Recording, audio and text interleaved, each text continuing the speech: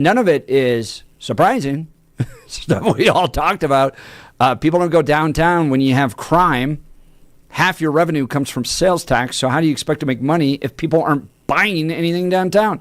Then you spend a ton of money on homeless hotels. You spent $356 million on 45,000 illegal immigrants, providing them 6 months of apartments, plus workforce training, plus lawyers. They even give them debit cards.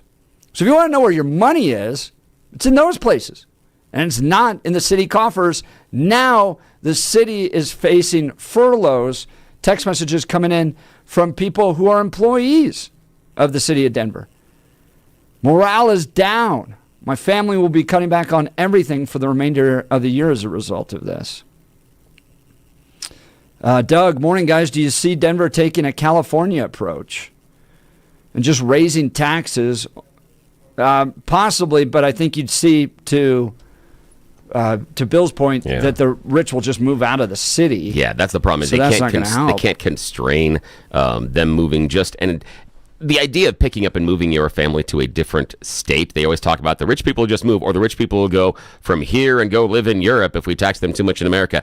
That's a heavier lift than just moving counties inside of Colorado. That is super easy to go from living in a downtown multi-million-dollar condo into a multi-million-dollar home in Cherry Hills, or a multi-million-dollar home in Castle Rock, or you can even go as far down as mine. There are a lot more. You can move your ass to Beaver Creek and Vail, and there's a much easier way. The movement, because you still have all of the available advantages of Colorado without the taxes, so that's not going to work. But I guarantee that's going to be Mayor Mike's plan that there's going to be an increase in taxes, and it's going to go all over the place, and chances are he's going to be hitting a lot of taxes on the middle class. He's going to have to, because that's where he's going to have to get the money. 3631, crime won't be fixed since the city's also cutting funding to patrol. The city is in a death spiral. I think you're right. 0459, Denver needs a complete 180 in vision. Hancock had no vision, and Johnson has a failed vision. Even if Denver got things figured out via crime, homelessness, contracting, and permitting, it's going to take decades to bring it back around. Somebody pointing out, Jeff, I agree with you. This is 1712, but look how fast Trump turned things around. This person saying it may not take years to turn it around. Trump has done miraculous things in just a short time. So it takes a good leader. The thing is that I would disagree a little bit on miraculous things, and I would also disagree with the texture on things that are necessarily a positive movement. And the only thing that I'll put on the air there is when we're talking about increasing revenue growth and increasing the state of the budget. The first quarter of this year was negative GDP, so that would be shrinking revenue. That's a problem.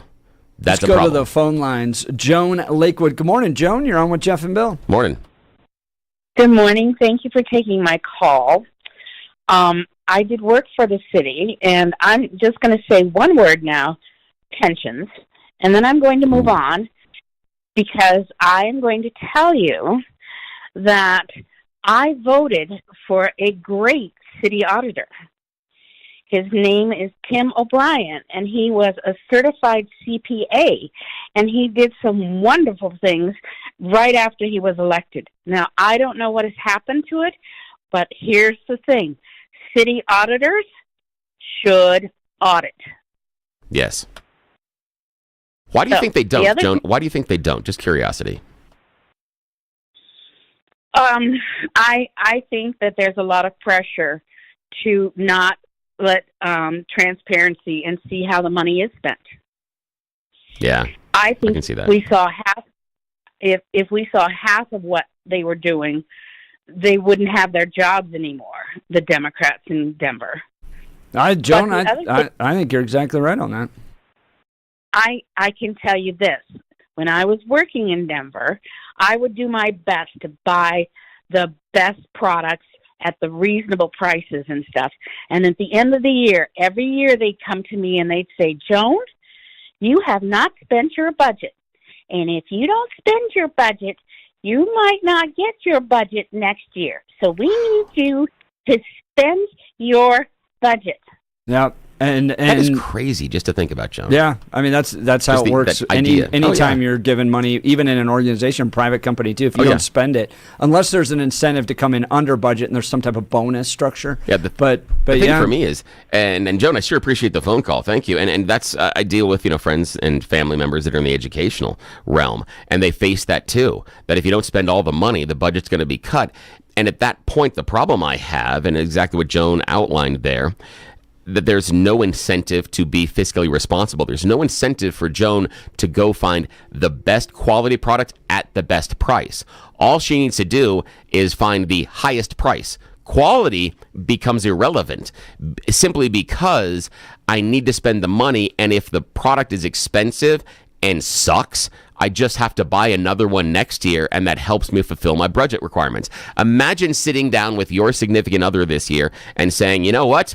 You see all of this money we're bringing in. If we don't spend every penny this year, we're doing something wrong.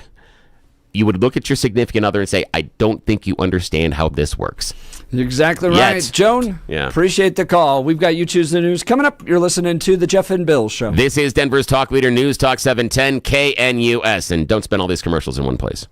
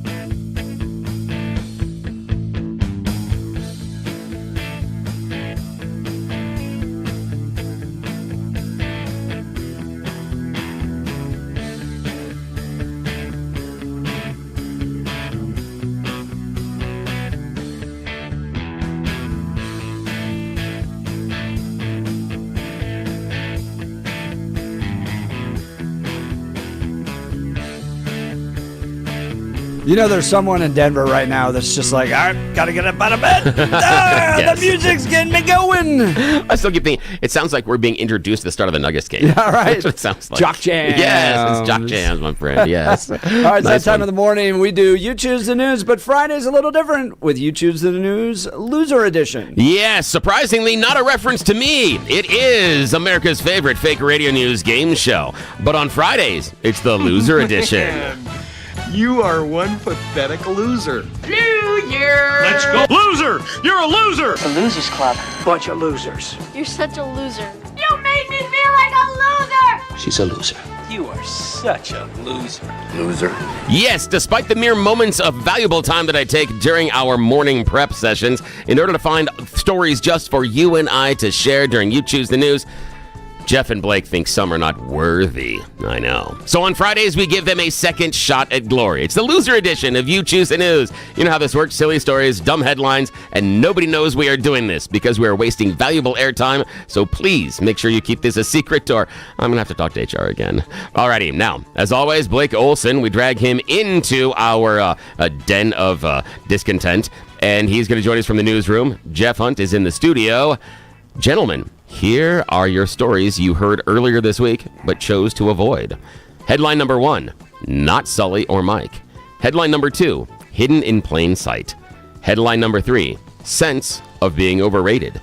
And headline number 4, making it great. Mr. Hunt. Start with not Sully or Mike, please. Yeah, not Sully or Mike. You know, little kids are often scared of monsters hidden under their bed. It's not often that monster is John Wilkes Booth, presidential assassin. What? But that is exactly what is happening in Tennessee. Tennessee native Cassie Litton revealed recently her 3-year-old daughter Lainey has an irrational fear of the presidential assassin John Wilkes Booth. How did this develop? It was after the family's recent visit to the Ford's Theater Museum in Washington, D.C.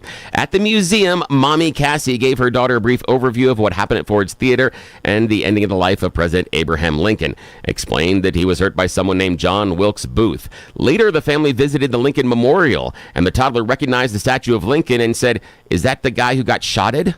She then became very afraid of Booth pulling the trigger. Lainey now says that she has a reoccurring fear of John Wilkes Booth. In fact, coming to mom regularly, wanting mom to check under the bed because she's afraid that John Wilkes Booth might be hiding under the bed, coming after her next. Yes. So the Ford's Theater has sent her a letter and has said, no, he's gone and everything else, and we appreciate you and some other stuff. Gone. So, yeah. But again, That's good, though. Yeah, she's afraid of John Wilkes Booth. Yes. She'll be a historian when she grows and up. That's exactly and right. she's never going to miss that question on any test in Yes. class. So, yeah, good It's like for that Lainey. old milk commercial. Yes. Aaron Burr, when he works in the, Yes, in the Oh, yeah, library, the I Aaron remember Burr library. exactly. That's right. Alrighty, now, Blake Olson, your choice, sir. Hidden in plain sight, sense of being overrated, or making it great?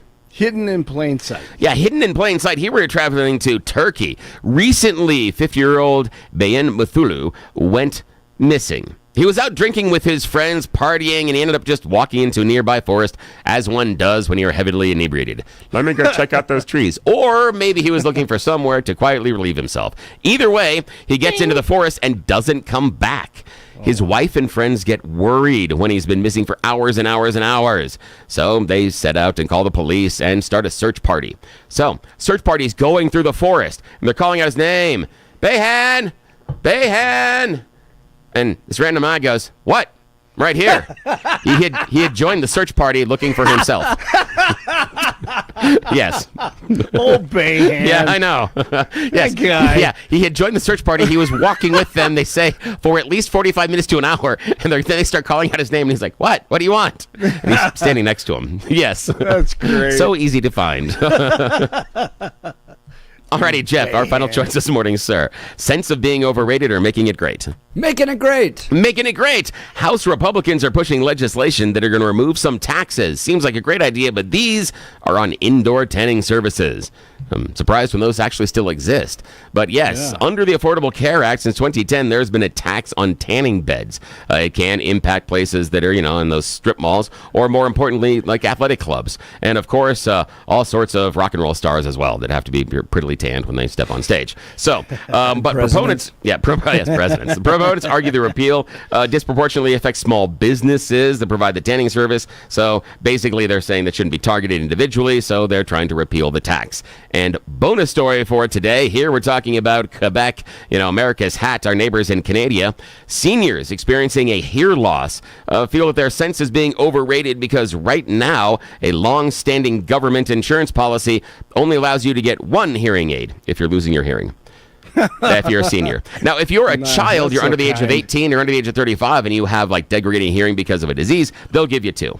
But if you get too old, they're like, you don't have to hear a lot of stuff anyway. You've heard a lot of BS over the course of your life. You just get the one hearing aid. You got Especially selective from them. hearing going on. Yes, anyways. exactly. Which I think is fantastic. I like the idea of, nope, just the one. You're like, I got 2 ears, right? It would be like a government program that is going to provide shoes for the homeless and gives them a left shoe. It says, hope you can find the right one. Good luck with that. That's awesome. It's just absolutely ridiculous. Alrighty, that is the end of You Choose the News. Back to you, sir. All right, coming up in the next hour, Lauren Boebert's going to join us to discuss the big, beautiful bill, what she was able to accomplish with her work on it. And we're going to talk, can the government actually stop Harvard from enrolling international students? I love what the Trump administration is doing. Every day is Christmas. You're listening to The Jeff and Bill Show. We are Denver's talk leader. This is News Talk 710 KNUS.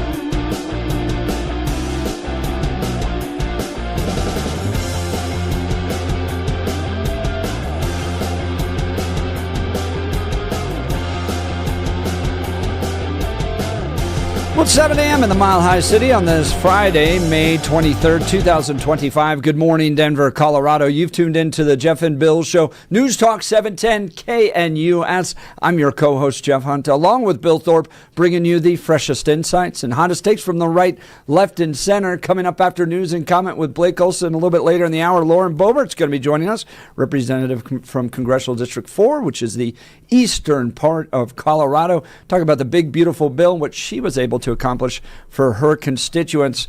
By the way, a reminder that her opponent in the upcoming congressional race, Tricia Calaverse, still not on our show. We've invited her over and over and over and over again, commented, emailed. No show. Wants to come on the program. Lauren Boebert, on the other hand, happy to come and address her constituents, take tough questions, all that stuff. So she'll be joining us a little bit later. And then 8 o'clock hour, Elijah Stacy. This is a very powerful story of a young man that has a death sentence, literally. Not for any crime, but it's a health death sentence. He is likely not going to live in the next decade. He has lost an older brother to a disease. His younger brother has died with this disease. He has this. It's a degenerative, is that the right word? Yeah. Disease that will eventually kill him. And he is working to pass right to try legislation all around the country. He was able to get this passed here in Colorado. And what that means for him, to be able to try some experimental medication that the FDA maybe not has had the time to go through the whole approval process. And we spend a lot of time throwing rocks at the lawmakers under the Golden Dome.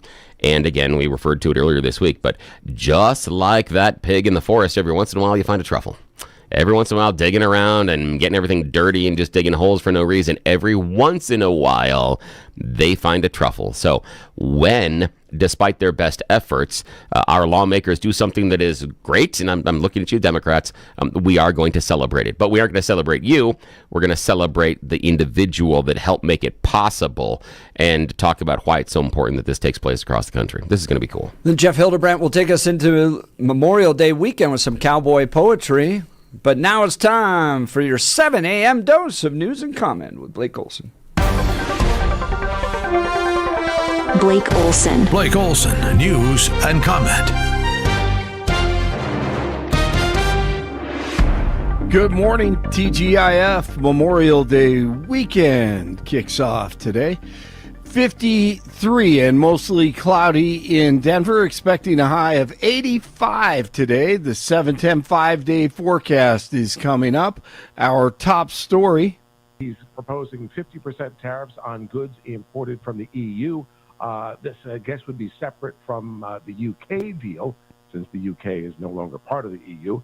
And he wants a 25% tariff on iPhones and Apple products that aren't made here in the U.S.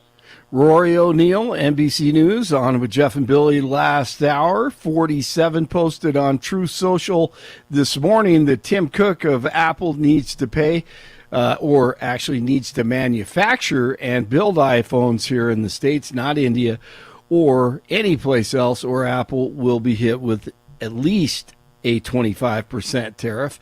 And as Rory said, a 50% tariff on the EU beginning June 1st. Negotiations from the red, white, and blue in Iran will meet today for another round of nuclear talks. Special Envoy Steve Witkoff will lead the U.S. delegation for talks being held in Rome. The U.S. wants Iran to halt its uranium enrichment program, but Tehran says its nuclear program is for civilian purposes. Here at home, DJT expected to sign executive orders as soon as today to boost U.S. nuclear power and fast-track new reactor approvals. The state of Colorado is being sued over a restriction in its medical aid in dying law. A group called Compassion and Choices sued the state in the U.S. District Court in Denver Thursday. The group is suing to overturn a provision of the law that keeps out-of-state residents from working with Colorado doctors who offer medical assistance to dying patients. The lawsuit claims the restriction is an unconstitutional restraint of trade. And in case you missed it, on this one, let's see, on Thursday, yesterday, author, cartoonist Scott Adams, Dilbert fame, who told fans a few days ago that he was dying of cancer, he received a phone call, unknown number. He let it go to voicemail, and it was DJT. He missed it. He wasn't going to call the president back with the number that he had, but then hours later, hours go by. It's the afternoon, same day. It's the afternoon. And all of a sudden another call comes through. And I thought to myself, there's no way he's calling me again. And I answer it, and it's Trump. And apparently he'd heard my situation, and he had lots of questions. But he was just checking on me. And he had, we wanted to make sure that I was getting everything I needed. When he found out, the situation was kind of dire, and I was still checking out some things that might help. He said, if you need anything, I'll make it happen. And he meant it. He was completely aware, and it was just the most incredible, weird, hard to understand situation. But boy, was it fun. Cool story. And I hear hundreds of stories like that, and have over the past, 7-8 years. 47 is sending another 1,100 troops to the southern border. The new deployment brings the total number of service members to nearly 10,000, better there than the Middle East. The DJT administration says Harvard can no longer enroll foreign students. Homeland Security Chief Kristi Noem said Thursday that she sent a letter to Harvard informing them that their ability to enroll foreign students has been revoked because it had not fully complied with all reporting requirements to DHS. 6 people on board the private jet that crashed into a San Diego neighborhood early Thursday are said to be dead.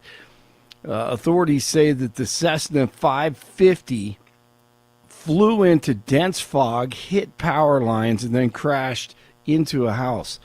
No one on the ground was hurt, thankfully, but about 100 residents had to evacuate after fires broke out. Oklahoma City, they run past Minnesota again in the Western Conference Finals, Game 2 last night. And tonight, the Eastern Conference Finals, Game 2, Indiana and Boston. New York, the Knicks. 51 in Englewood, 49 in Castle Rock, 53 in Denver. Jeff and Billy continue. Blake Olson, News Talk 710, KNUS. For the early part of Friday, we'll start off into the low 50s, then with sunshine should get to the lower and mid 80s. Mild finish to the work week with lows low 50s Friday night. Clouds will pick up, maybe a couple thunderstorms after midnight. Memorial Day weekend, middle and upper 70s Saturday, mid and upper 60s Sunday and Monday. Scattered showers and storms a good bit throughout with some stronger storms possible. Weather brought to you by Colorado's Best Roofing, reminding you to protect your home from the harsh Colorado weather. Schedule your free no-obligation roof inspection at roofingcolorado.com. Meteorologist Don Watzel in the 710 KNUS Weather Center.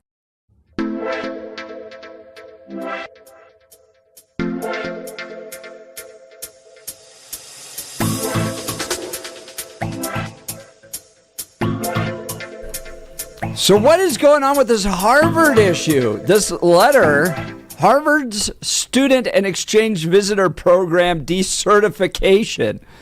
What is Kristi Noem and Homeland Security doing to Harvard, and can they do this? Well, the Trump administration is relying on what the New York Times calls an obscure bureaucratic lever to stop the school, the latest in a series of aggressive moves against the university.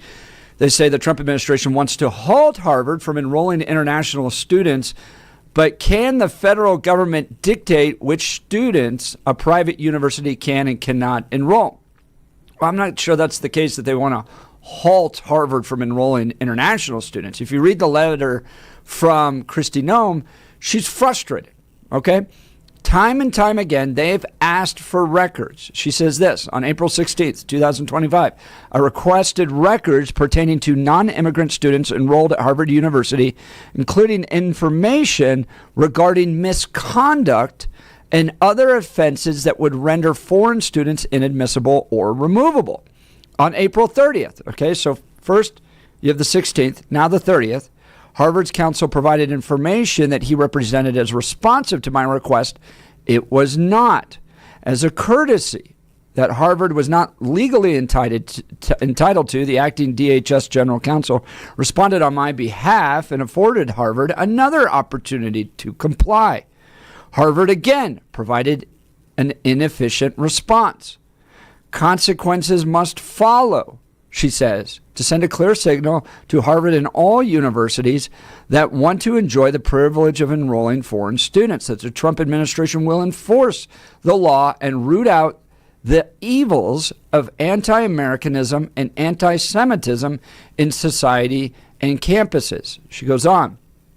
It says, if Harvard would like the opportunity of regaining student and exchange visitor program certification before the upcoming academic school year, you must provide all of the information requested below within 72 hours.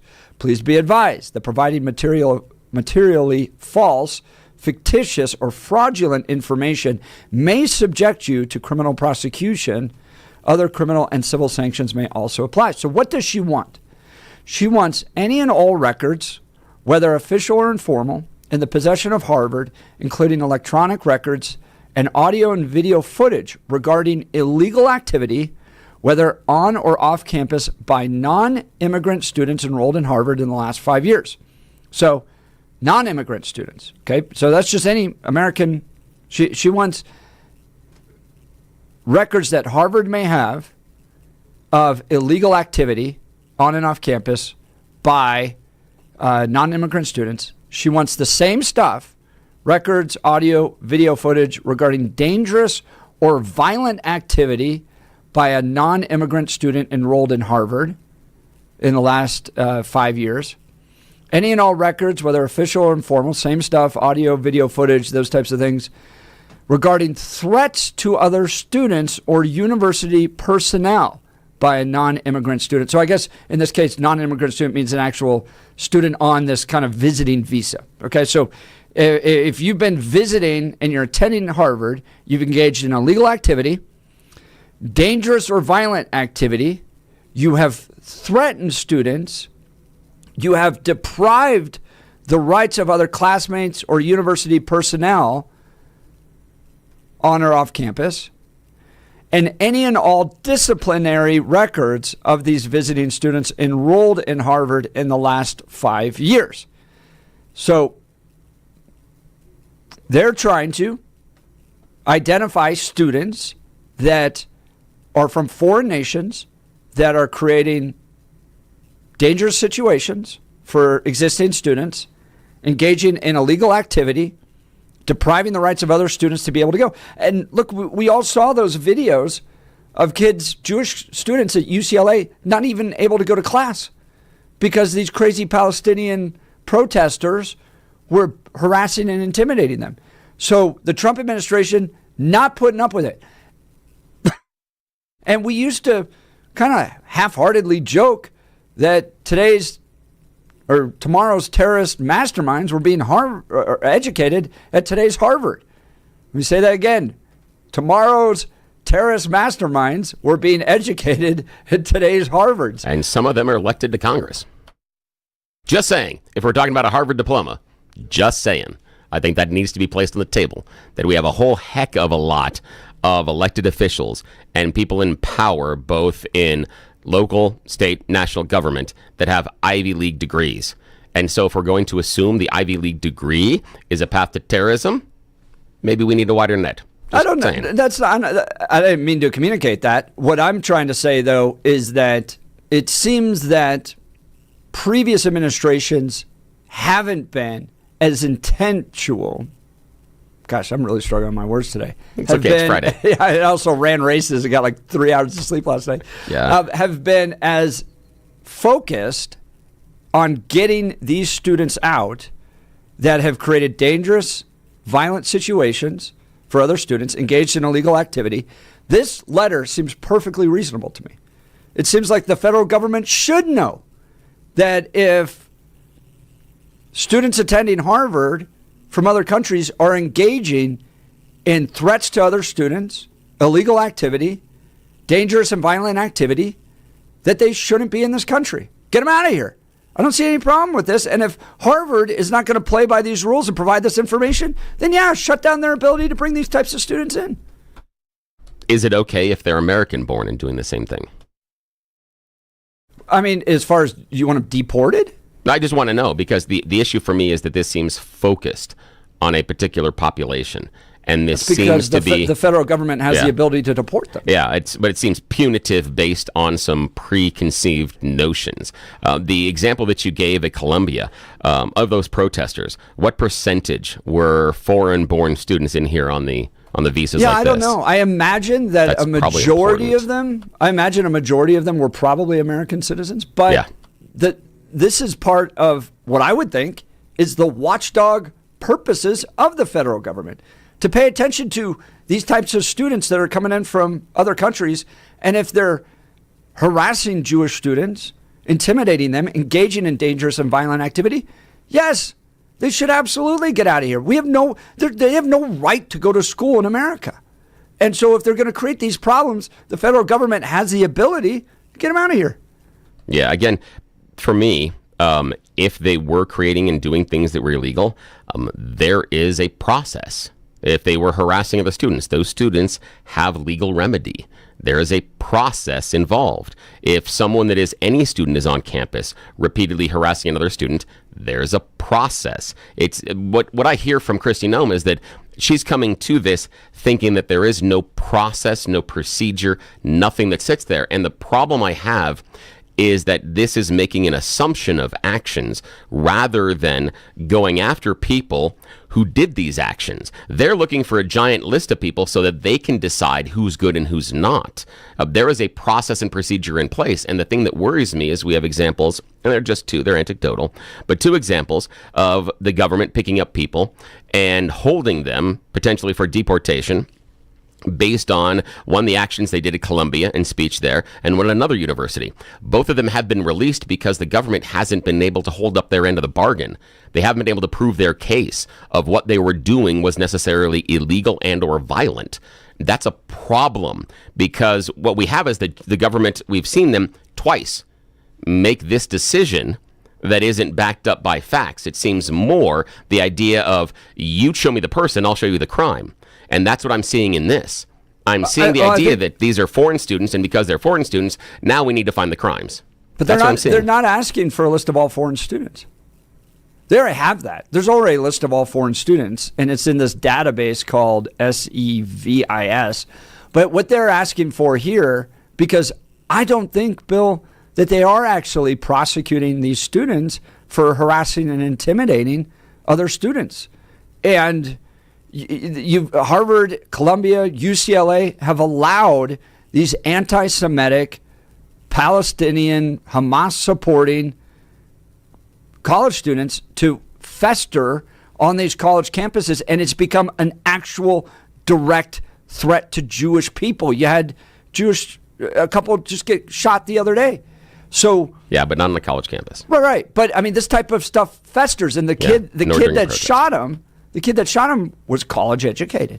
So if you're allowing this stuff to fester, it's got to be confronted. And in this case, they're not just asking for a random list.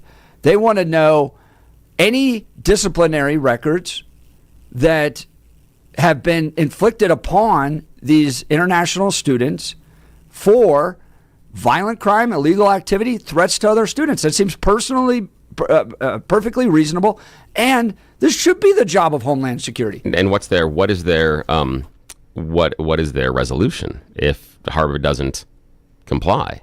They shut down their access. So this is how it works. Yeah, and this is what I'm talking about, is that what I'm hearing and what I'm seeing is that their solution is, if you don't give us the list, we are going to assume that they are all guilty, and so you can't have any of them. anymore because we don't believe you're prosecuting, we don't believe your procedures, we don't believe you, Well, so you're you not- don't get any right. of them. Yeah, Well, so that's a presupposition for me. That's a presupposition of guilt, and I have a problem with that. And the issue being that if this was happening on the regular inside the campuses, even anecdotally in individual cases, you should have those students available. Why are they not talking to the Jewish groups and Jewish organizations on campus? Why are we not hearing from Kristi Noem saying, here are examples of people that filed complaints inside of Harvard and these things weren't dealt with, and because of this, we're going to do X, Y, and Z. That's what I want to see. From this with Kristi Noem, I see a presupposition of guilt. I feel like we have come to a conclusion, and now we're going to go ahead and try to enforce it. Again, she's in power. It's her purview, but that's what I'm seeing, especially when they tag in the idea of, and we want to make sure that you took out all the DEI stuff. Again, this is about furthering a conclusion rather than looking at what is or is not happening. It's a problem. No right to attend a university in America. There's just no right to it. You come here based upon the goodwill of the United States of America, and that you are going to be a person that we believe is worth educating with all the great resources we have. To this point, the New York Times even says the government has enormous power over who comes into the United States and who doesn't. For colleges and universities, the Department of Homeland Security has a vast system just to manage and track the enrollment of hundreds of thousands of international students studying across the country at any given time. But a school needs government certification to use this database, known as SEVIS, or the Student and Exchange Visitor Information System. And this vulnerability is what the Trump administration is using against Harvard right now. Homeland Security says that effective immediately is revoked a certification that allows Harvard to have access to SEVIS.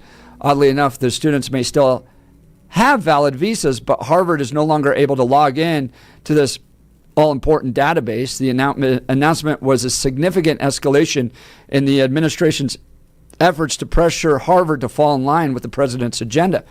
But again, these are people, there's no right to come to America and get an education. And if you are going to be doing what I think are bad things, and I think most people in America would go, if you're engaging, if you're coming from another country, I don't care if it's Pakistan or the United Kingdom, if you're engaging in illegal activity, if you are engaging in dangerous and violent activity, if you are threatening other students, if you are depriving other students of rights, then you should not be educated in this country, and there should be no benefit for you to be able to be educated in this country. That's the list that Kristi Noem wants from Harvard. Harvard should provide it. It seems to be perfectly in line with the roles and responsibilities of Homeland Security. Yeah, I don't know why Homeland Security doesn't have the list, because they're already tracking all the people. And so if you cross-reference those names that appear on police reports, even on college campuses, you'd have a list. That's just an Excel spreadsheet. But that would be police and whether or not they actually have access to that. And some campuses have their own police forces, and they may not provide that information. But yeah, that'd be as far as campus police, and we can talk about that. But that's different than necessarily this, because Homeland Security is already tracking them. So we'd have to see that if the person is necessarily violent, etc., and if Homeland Security is tracking them, I would assume that Homeland Security would also have more information about who they're associating with and things like that the school may not. Again, this seems like the government already has access to much of this information. This is punitive, but that's my opinion. Well, Mary's saying, Bill, don't worry. There's a leftist judge out there that will stop this.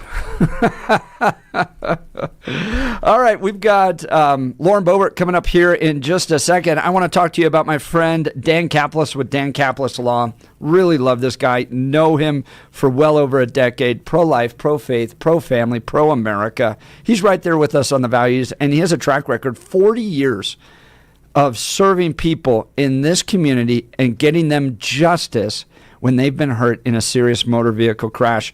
Dan is believed to be the only lawyer in Colorado history to win 5 straight multi-million-dollar verdicts in Colorado crash cases. Dan is also believed to have won the largest truck crash verdict in Colorado state history. Dan Caplis Law is so trusted, he's the official law firm partner of the Denver Nuggets and the Colorado Avalanche. Dan Caplis Law is a serious firm for serious cases. Dan accepts righteous injury cases on a percentage fee basis so that he can represent good people from all walks of life without regard to ability to pay. So if you need Dan's help, give him a call. Here's the phone number, 303-770-5551. 303-770-5551 or hit dancaplisLaw.com. That's Dan, C-A-P-L-I-S Law.com. All right, Lauren Boebert's next. You're listening to The Jeff and Bill Show. This is Denver's talk leader, News Talk 710, KNUS.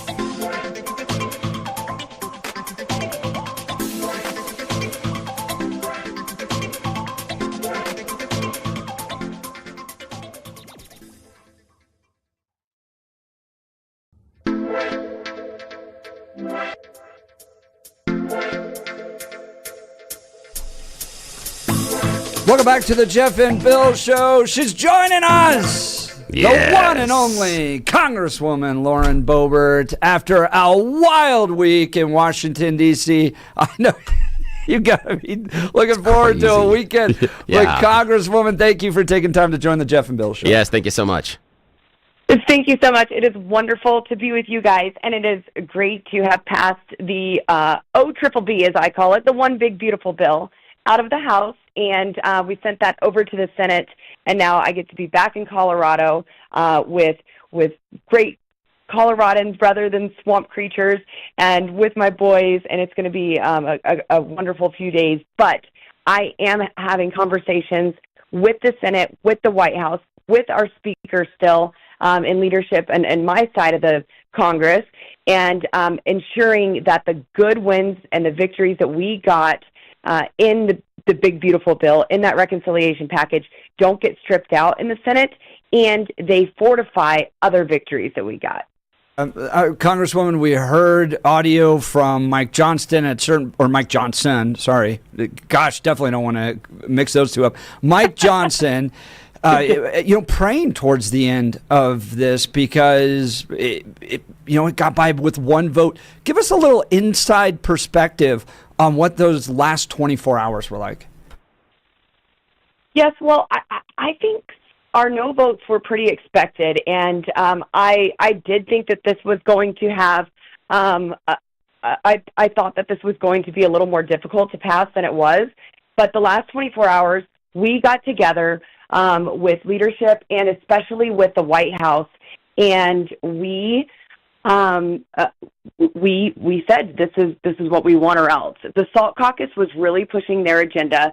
They had the hard line to increase their salt tap to $40,000, and that's going to cost about $350 billion, and that's just unsustainable. And we are a salt state. That SALT stands for state and local taxes, and so states that have liberal governments and high taxes and high property taxes, well, the federal government comes in and basically subsidizes that and fixes it for those Democrat governors. And so we got in with the White House and we said, listen, we've got to fix the waste, fraud, and abuse in Medicaid, the improper payments. We have to fix the money laundering where states can take 7 times more for able-bodied adults that are on Medicaid than they do for our sick, weak, elderly, and our young and our vulnerable. And we have to correct this. And we didn't get there the way we wanted to, but there were some other amazing victories that we got. And I'm hoping that in the Senate, we can get that Medicaid money laundering fixed and really tighten that down. There are some other great wins I would love to go over with you too, though, that we got. Let's talk about that because it's not making as much news as like Medicaid. It's obviously been in the center point on a lot of this. But talk about the sanctity of life. Planned Parenthood has lost a good portion of funding as a result of this. Absolutely. And I'm going to be a little selfish and take some credit on some of these things because as a whole, while we were having negotiations with the Freedom Caucus and we were talking with the White House, some of these items that are big to us but small in those talks weren't the focus anymore. And I had a private conversation with the president, and I said, listen, this Medicaid stuff is really important. It's really important that we claw back the Inflation Reduction Act, which is really the Green New Deal. And I said, however, we need to defund Planned Parenthood. That has got to be a part of this. Medicaid dollars cannot go to Planned Parenthood, and we did see a huge portion there. No abortions can be funded through Medicaid, through federal dollars, and this is a huge victory, something that I have not seen since I've been in Congress. Another thing that I brought up to him was I wanted to remove suppressors from the National Firearms Act, and remove that the registration fee. I hope you guys get Gabe Evans on soon because the day that we passed that to remove the $200 registration fee, his registration was approved.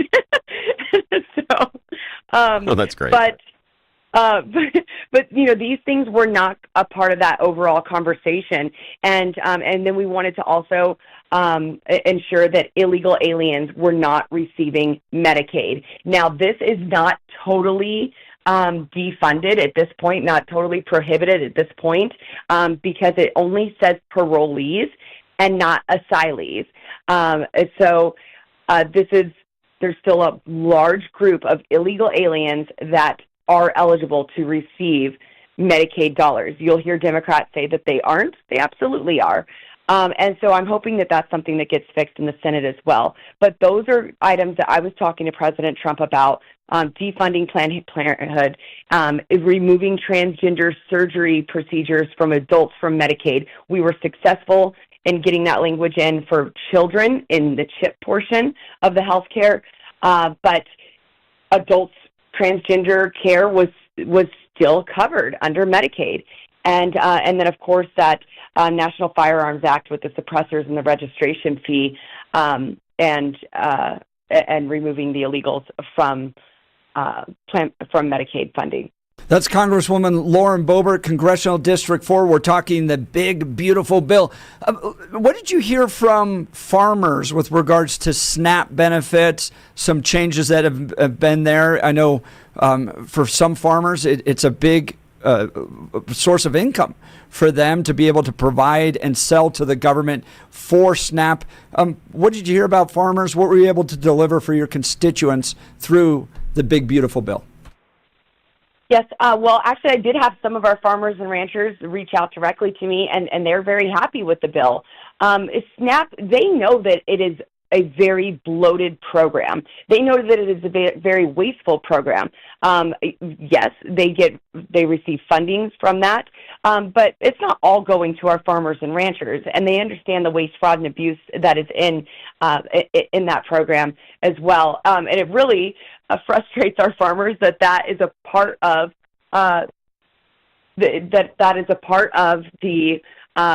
the Farm Bill, because that's a big part of why the Farm Bill gets held up every single time we go to reauthorize it. Because 80% of the near $1 trillion in funding goes towards the SNAP program. But in this, we are tightening up work requirements. We want to ensure that able-bodied adults are encouraged to go back to work and not sit at home and live off of the government. And I think our farmers and ranchers are happy for that, because maybe somebody's going to come and work on their farm too. You know that voice. That is Representative Lauren Boebert joining Jeff and Bill. The big, beautiful bill, no personal reference, passed Congress thanks to her hard help. Now, what I want to ask you, Representative Boebert, is what are you afraid the Senate is going to change in this bill? Where are the fights that you're going to have ahead? Well, when it comes to the Senate, they've never been very strong since I've been there on our Second Amendment. I would be afraid that would get stripped out. I don't think with a Republican majority it would. But, I mean, you've even seen Cornyn really get sloppy on our Second Amendment rights. I would be afraid that some of these victories, like defunding Planned Parenthood, could possibly get put back in there. What I am encouraged about, though, is I do think that they are going to tighten up the Medicaid portions and that money laundering that I was talking about, where able-bodied adults are paid 7 times more to the states from the federal government. And that just encourages states like Colorado, California, New York to get more able-bodied adults on Medicaid.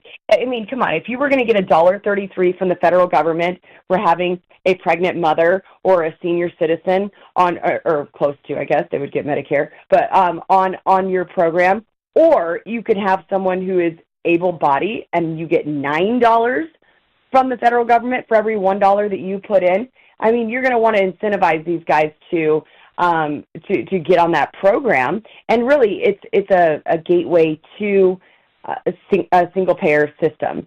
They want universal health care for all. So I'm encouraged that the Senate will tighten that language up, hopefully tighten up even the illegal alien language and remove them completely from Medicaid. And I think that something else I'm encouraged by is the Senate does not have as many of those members in the SALT caucus as we do in the House. And I think they are going to ratchet that down and save us some money and not spend $340 billion or so to subsidize blue states with high taxes. That's Representative Lauren Boebert, Congressional District 4 here in Colorado. Congresswoman, next steps for the president. We had Rory O'Neill from NBC News, and we're all kind of discussing in the 6 o'clock hour, all right, where does the president go from here? What are the next legislative agendas, items, and most importantly, how do you solidify what President Trump's been doing via executive order into law with a Republican-held House and Senate?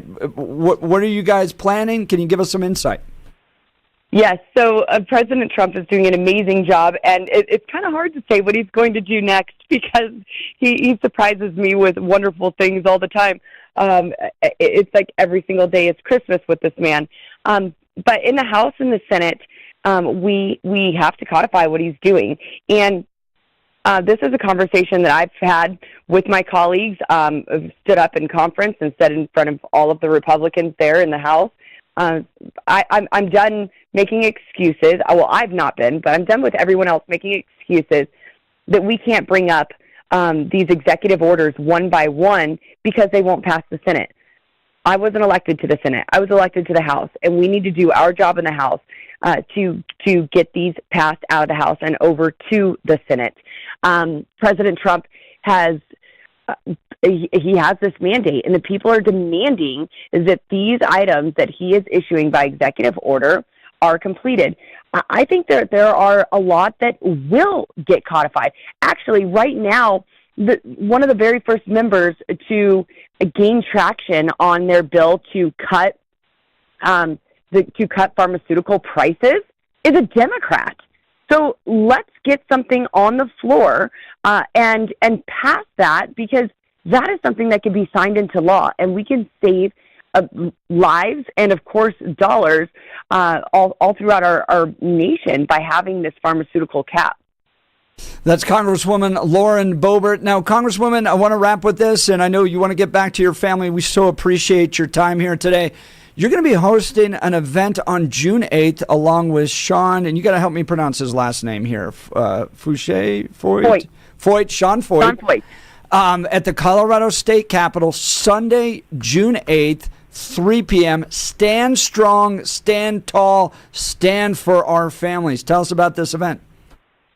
Yes, well, you've done a great job covering the 1312 bill here in Colorado. That really is an attack on not only on our children and our freedoms, but on parental rights. And we are going there actually after he goes to City Point Church in Loveland, Colorado. We'll be worshiping there, and then we will head down to the state capitol on June 8th. Sean Foyt is a Christian singer who has really been a leader in this movement of holding the line. If Christians just remain silent, we lose by default.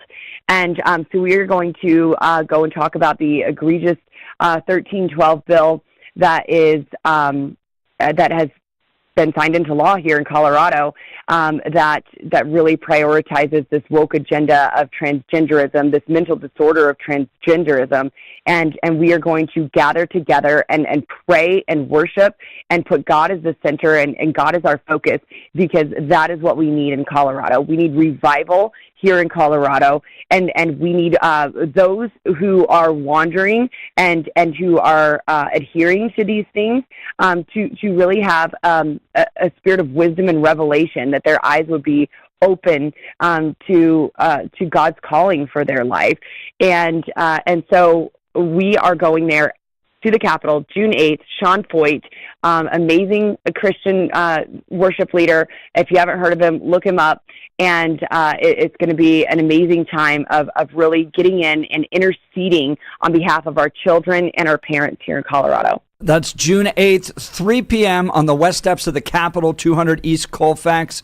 hold the line, stand strong, stand tall, stand for our families in opposition to House Bill 1312. Congresswoman Boebert, thank you so much for delivering for your constituents. Thank you for taking time to join the Jeff and Bill Show this morning. And I would like to point out that Tricia Calvarse has never, ever joined our show. We've invited her over and over and over again. You're always willing to come on and talk with your constituents. We appreciate that. Yes, thank you, Congresswoman. Yes, absolutely. We'll see y'all soon. Have a great Memorial Day weekend. All right.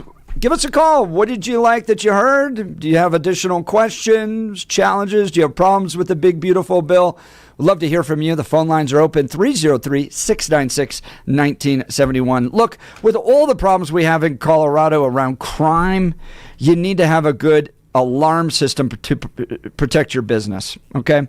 It's not optional, it's essential. And businesses here in Colorado trust alarm detection systems for the highest level of service and expertise. Think about the time you could be saving using one source for cameras, key card access, fire and intrusion systems. ADS offers expert alarm installation and testing by highly trained technicians, 24/7 professional monitoring, same day or next day service upon request, because downtime isn't an option. Dedicated teams for cameras, access control, and fire alarms, and over 300 security professionals working for you. Choosing ADS means your business stays protected and will be ready to open tomorrow. They combine human monitoring with the latest AI camera technology to prevent crime in real time. Trusted by small and large businesses, including many Colorado schools, their security experts will review your system for free. All you got to do, go to adsalarm.com and schedule your appointment today. adsalarm.com. Alarm detection systems, the first choice of Front Range and Colorado businesses. adsalarm.com. We'll continue with your phone calls and texts. You're listening to the Jeff and Bill Show. This is Denver's Talk Leader, News Talk 710 KNUS.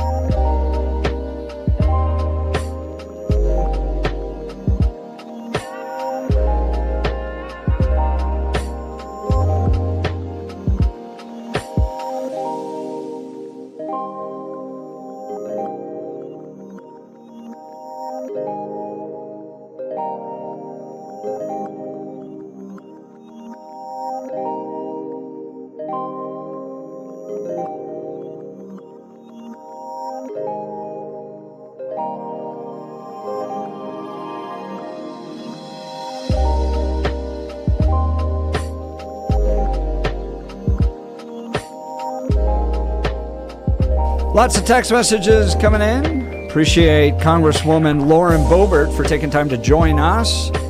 That was a long week. I can understand why he did take a few days off. I mean, some of those committee hearings were going to 1:30, 2 in the morning. Hey, but no, sometimes you can get a nap in. Just saying. Yeah, that's right. Right in the middle of it, too. Yeah, it's right in the middle during when you're supposed to be doing business. That is hilarious. Yeah. It is. It's kind of a riot to work in Congress. It's a funny little world. Yeah. This is the thing that every time I talk to, and I had to talk to my kids about this and have them understand, and they were talking about Congress and not really understanding what the lawmakers are doing. I'm like, listen, being a member of Congress is probably the only job in America where you do not have to demonstrate competency for the job before you get the job. Everybody else, there's the competency kind of works into it. You don't have to. You don't even have to know how the government functions in order to get elected. It's just based on number of votes. So that's it. And that is both good and frightening at the same time. But that's it. That's where this comes from. Yeah. Yeah, I worked on Capitol Hill, and my wife worked on Capitol Hill, and it's a funny little world. I mean, it's, there's drama, there's blogs, there's like little blogs about the secrets that take place in Washington, D.C. Yes, I'm sure. And I was a single guy at one point on Capitol Hill, and I maybe had extended lunch periods just visiting different ladies at the different, including my wife. Just swing by. Hello, Nicole. Hi, how are you? How are you? How it's you like doing? High school. There's like all these like cafeteria tables, and you just kind of, Oh, yeah. I bet that is. I hadn't thought about that, the segregation of the cafeteria table. Yeah. As far as how that breaks down. That would be, you got wow. Cute girl over here, cute girl over here, cute girl. And I just, I was 25. And that's it was great. fun. Oh, so that's fantastic. there's a lot of high school drama. I'm sure. In Washington, D.C. Have you seen the committee hearings? They still have it. In public sometimes, yes. Oh, man. Yeah, over and over again. All right, so in the 8 o'clock hour, we're going to have a conversation you're not going to want to miss. This is going to be this one's going to get you. I watched the story of this guy, Elijah Stacy, who has probably, I think he's 23 now. And most people from this disease die in their mid-20s. So you're looking at a few more years. Yeah, unless something can change. Yeah. And they can find a cure to this. I mean, we've talked before on the show about the idea of, and we may do this one day, about the idea of, would you rather know where you're going to die or when you're going to die? Now, this young man doesn't have an exact date, but he has a timeline in ways that very few of us do. And his timeline is getting shorter and shorter. And that's scary. And all he's asking for is access to medication, medical testing, and procedures that could extend his already shortened life. This is a really, really powerful conversation. An amazing young man. And he's been able to win here in Colorado in a bipartisan way the right to try. The right to try is when you're facing a terminal disease and it is going to kill you, should you be able, under your own decisions, to go try experimental medication that the FDA maybe hasn't approved yet? I mean, you're going to die anyways. So should you have the freedom to be able to do this? He's going to join us in the 8 o'clock hour, talk about what this bill does now for the state of Colorado. This may help educate some folks out there. So don't miss this conversation. You're listening to The Jeff and Bill Show. This is Denver's Talk Leader, News Talk 710, KNUS.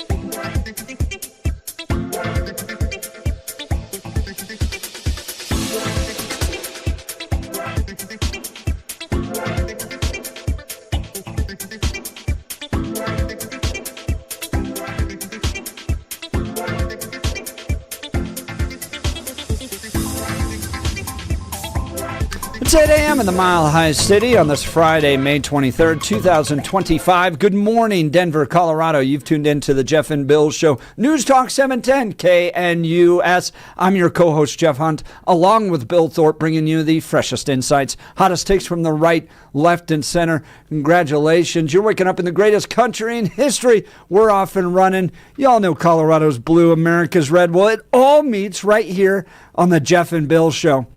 This is where your voice is heard. So give us a call. Phone lines are open at 303-696-1971 or text us on the Dan Caplis Law text line at 720-819-5115, 720-819-5115. Coming up after news and comment with Blake Olson, we're going to be joined by a remarkable young man, Elijah Stacy, facing a terminal diagnosis likely to kill him in the next few years. He has worked to expand right to try for individualized treatments here in the Colorado.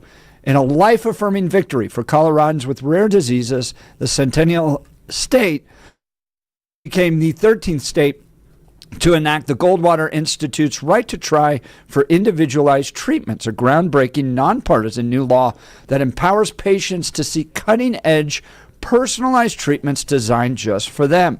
Sponsored by Minority Leader Rose Puglisi, Representative Lindsey Gilchrist, Senator Barbara Kirkmeyer, and Senator Lindsay Daughtry, and signed into law by Governor Jared Polis, House Bill 1270 expands Goldwater's original right to try to potentially life-saving treatments that are designed specifically for individualized patients. In enacting this innovative reform, Colorado joins a growing national movement to empower Americans facing rare and ultra-rare diseases to work with their physicians to seek highly specialized treatments designed specifically for the individual. Colorado joins Louisiana, Maryland, Mississippi, Arizona, Nevada, North Carolina, Arkansas, Tennessee, Indiana, Kansas, Georgia, and South Dakota in championing this crucial legislation. The Colorado legislature's unanimous support of House Bill 1270 truly demonstrates the bipartisan nature of the movement to enact the Right to Try for Individualized Treatment Act. So we'll get into this with this impressive young man, Elijah Stacy, here in a moment. But now it's time for your morning dose of news and comment with Blake Olson. Blake Olson. Blake Olson, news and comment. TGIF, good morning. Memorial Day weekend underway. It's 57 and mostly cloudy in Denver, expecting a high of 85 today in the Mile High City. The 710 5-day forecast is coming up. Our top story. I'm going to be a little selfish and take some credit on some of these things, because as a whole, while we were having negotiations with the Freedom Caucus and we were talking with the White House, some of these items that are big to us but small in those talks weren't the focus anymore. One day after helping the big, beautiful bill pass, Lauren Boebert joining Jeff and Bill and their beautiful show. And I had a private conversation with the president, and I said, listen, this Medicaid stuff is really important. It's really important that we claw back the Inflation Reduction Act, which is really the Green New Deal. And I said, however, we need to defund Planned Parenthood. That has got to be a part of this. Medicaid dollars cannot go to Planned Parenthood. And we did see a huge portion there. No abortions can be funded through Medicaid, through federal dollars. And this is a huge victory, something that I have not seen since I've been in Congress. And now it heads to the Senate, and all this lefty talk on taking away Medicaid is a joke. If you need Medicaid and you're able-bodied, 19 to, I think, 64, you just have to work 20 hours a week. That's all. 20 hours if you're able-bodied, 19 to your early 60s, and they're not taking away Medicaid from seniors.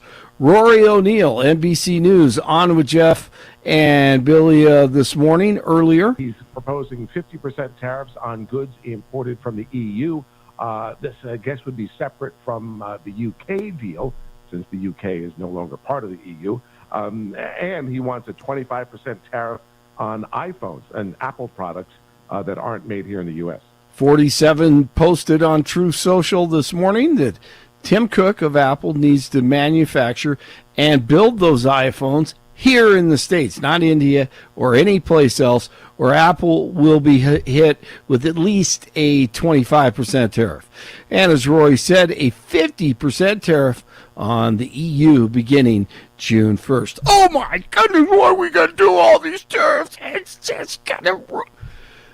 The DJT administration says that Harvard can no longer enroll foreign students. Homeland Security Chief Kristi Noem said Thursday that she sent a letter to Harvard informing them that their ability to enroll foreign students has been revoked because it had not fully complied with all reporting requirements to DHS.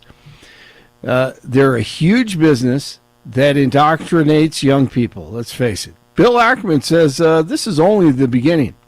Donors are not excited to give money to the university, and they're going to be less excited once they understand what's the financial picture. The tax exemption is at risk, which means that tax exemption benefits the institution because they get they don't have to pay taxes. But I would say more significantly, the donor gets the benefit of a meaningful tax deduction in America when we give to these institutions. That goes away. I mean, it's a disaster. So. They're under, I would say, quite severe financial pressure. Negotiators from the Red, White, and Blue and Iran will meet today for another round of nuclear talks. Special envoy Steve Witkoff, he will lead the U.S. delegation for talks being held in Rome. The U.S. wants Iran to halt its uranium enrichment program, but Tehran says its nuclear program is for civilians only. Here at home, DJT expected to sign that executive order as soon as today to boost U.S. nuclear power and fast-track new reactor approvals. 47 is sending another 1,100 troops to the southern border. The new deployment brings the total number of service members to nearly 10,000. 6 people on board the private jet that crashed into a San Diego neighborhood early Thursday are said to be dead. Authorities say the Cessna 550 flew into dense fog and then hit a power line or power lines and then crashed into a house. NBA, Oklahoma City runs past Minnesota once again in the Western Conference Finals. They lead it 2-0 against the T-Wolves. Game 2 Eastern Conference Finals tonight, Indiana and the Knicks. 54 in Broomfield, 55 in Parker, 57 in Denver. Jeff and Billy continue. 8,000 freaking pardons. You think Joe couldn't remember what he'd had for breakfast? He couldn't remember where the dadgum bathroom was. Blake Olson, News Talk 710 KNUS.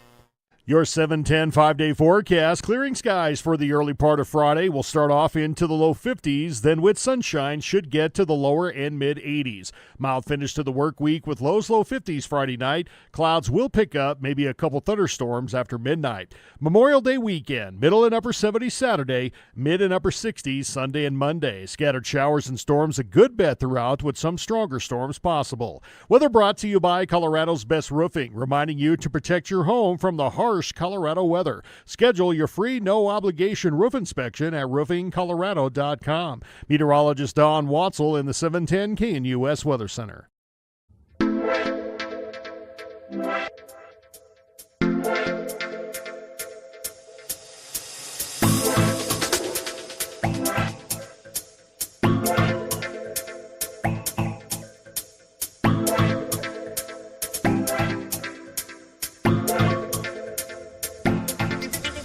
Welcome back to the Jeff and Bill Show. A remarkable young man.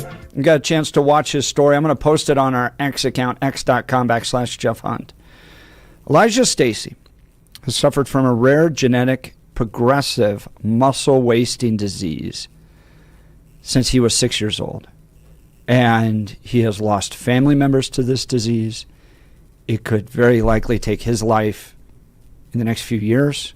He's battling the disease. He's showing up at the Colorado State Capitol to try to pass laws that will give him and others facing rare terminal diseases here in Colorado the right to try individualized treatments that could possibly save their lives. And joining us now to give us insight on this is Elijah. Elijah, good morning. It is an honor to have you on the Jeff and Bill Show. Yes, good morning. Good morning. It's great to be here. Thank you for having me. All right. So, Elijah, first introduce yourself to us. Who are you? What are you battling? And why did you decide to get into this fight to expand this right to try legislation?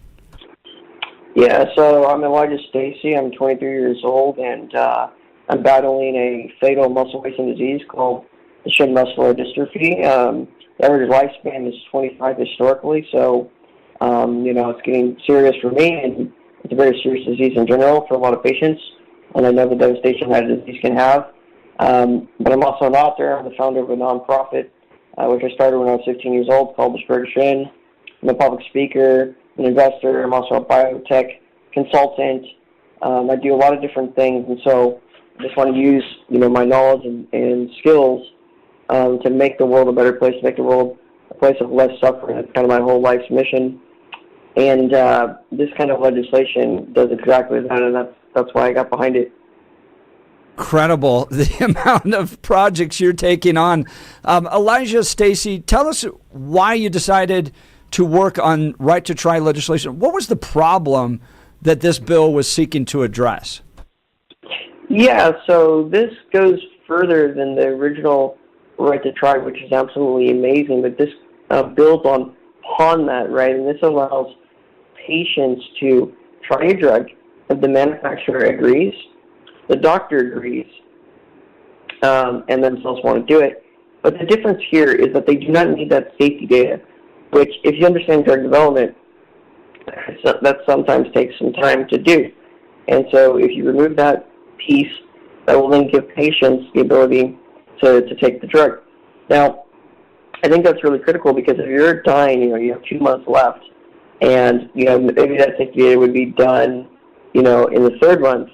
So what, it's just unfortunate that, you happen to get this disease at that time you're short 1 month. I don't think that's right. I think that if everybody agrees, you should have the chance to try, the right to try. I think most people look at this and go, gosh, you guys are facing a terminal illness.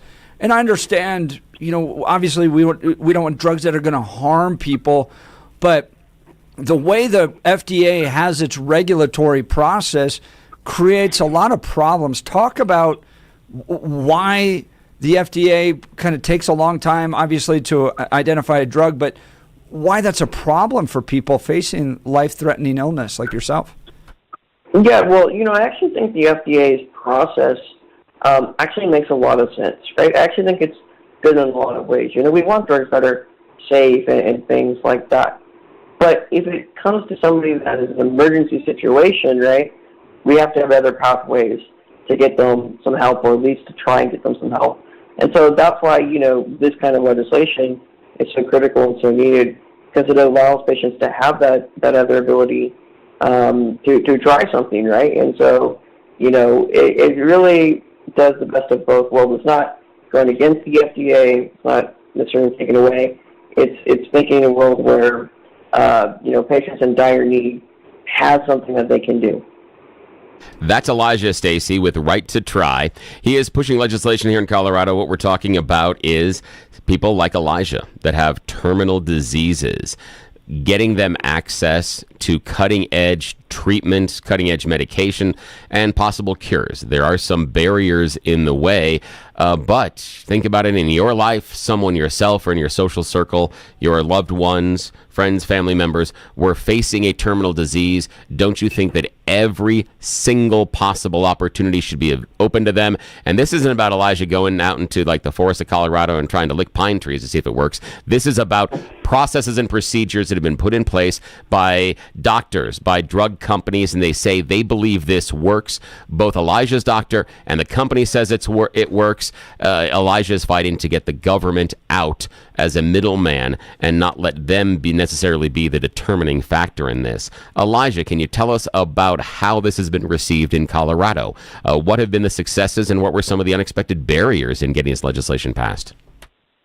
Yeah, so, fortunately it's been received incredibly well. Officially just signed by the governor, so it's officially the law of Colorado now. So very, very thankful for that. It was a smooth process, to be honest with you. I testified on both committees, the Senate and the Assembly, and so, it was very great to have that. And, it's very nice in a very polarized world to see, something so bipartisan, be bipartisan and pass with ease. So I think, as an American citizen, that's what we hope to see, right? So it's just common sense legislation, and we got it done. That's Elijah Stacy with Right to Try. Elijah, give us a little insight, if you don't mind, on your own prognosis. What does it look like for you? What are you trying? Are there advancements taking place? Are you optimistic? Maybe even some of the challenges that you're facing with your terminal disease. Yes, I'm very, very optimistic that we can make a big difference. There's incredible drug development happening right now for my disease. But for me, based on my unique mutation, I haven't been able to try some treatments that are approved right now. Like there's things called exon skipping, which skips over the exon, the coding region that has the mutation. Well, because of the kind of mutation my exon falls on, I'm not able to qualify for that. It's only for certain exons, right? And so I haven't been able to try those, or I'm too old to really have tried things like gene therapy or other things like that. So I haven't really been able to try anything. But there's newer drugs being developed right now, and there's going to be in the future as well, right? We're entering the golden age of medicine, where it'd be great to try this, and this needs to happen because with Duchenne, you're really battling two things that make this fatal. One, your diaphragm and intercostal muscles, the muscles responsible for breathing, they weaken. And number two, your heart is a muscle as well. Both are going to degenerate and get weaker, and that's going to lead to your death. And so, we need something to do to counter that, but I'm optimistic and see a lot of potential right now happening. Last thing I want is somebody, in the government, some bureaucracy, who doesn't even know me, to stop that from happening. So that's, again, why this is so important. That's Elijah Stacy, Right to Try. We're talking about individuals with terminal diseases now being allowed to explore some experimental medications and therapies, thanks to our Colorado legislature. One of the few times they agree on something that's beneficial. How odd that is with so many of the lawmakers we have down under our Golden Dome. We're very excited for all of your hard work, Elijah.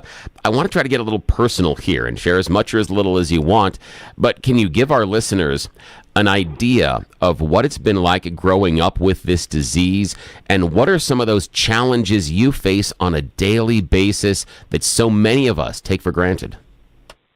Yeah, absolutely.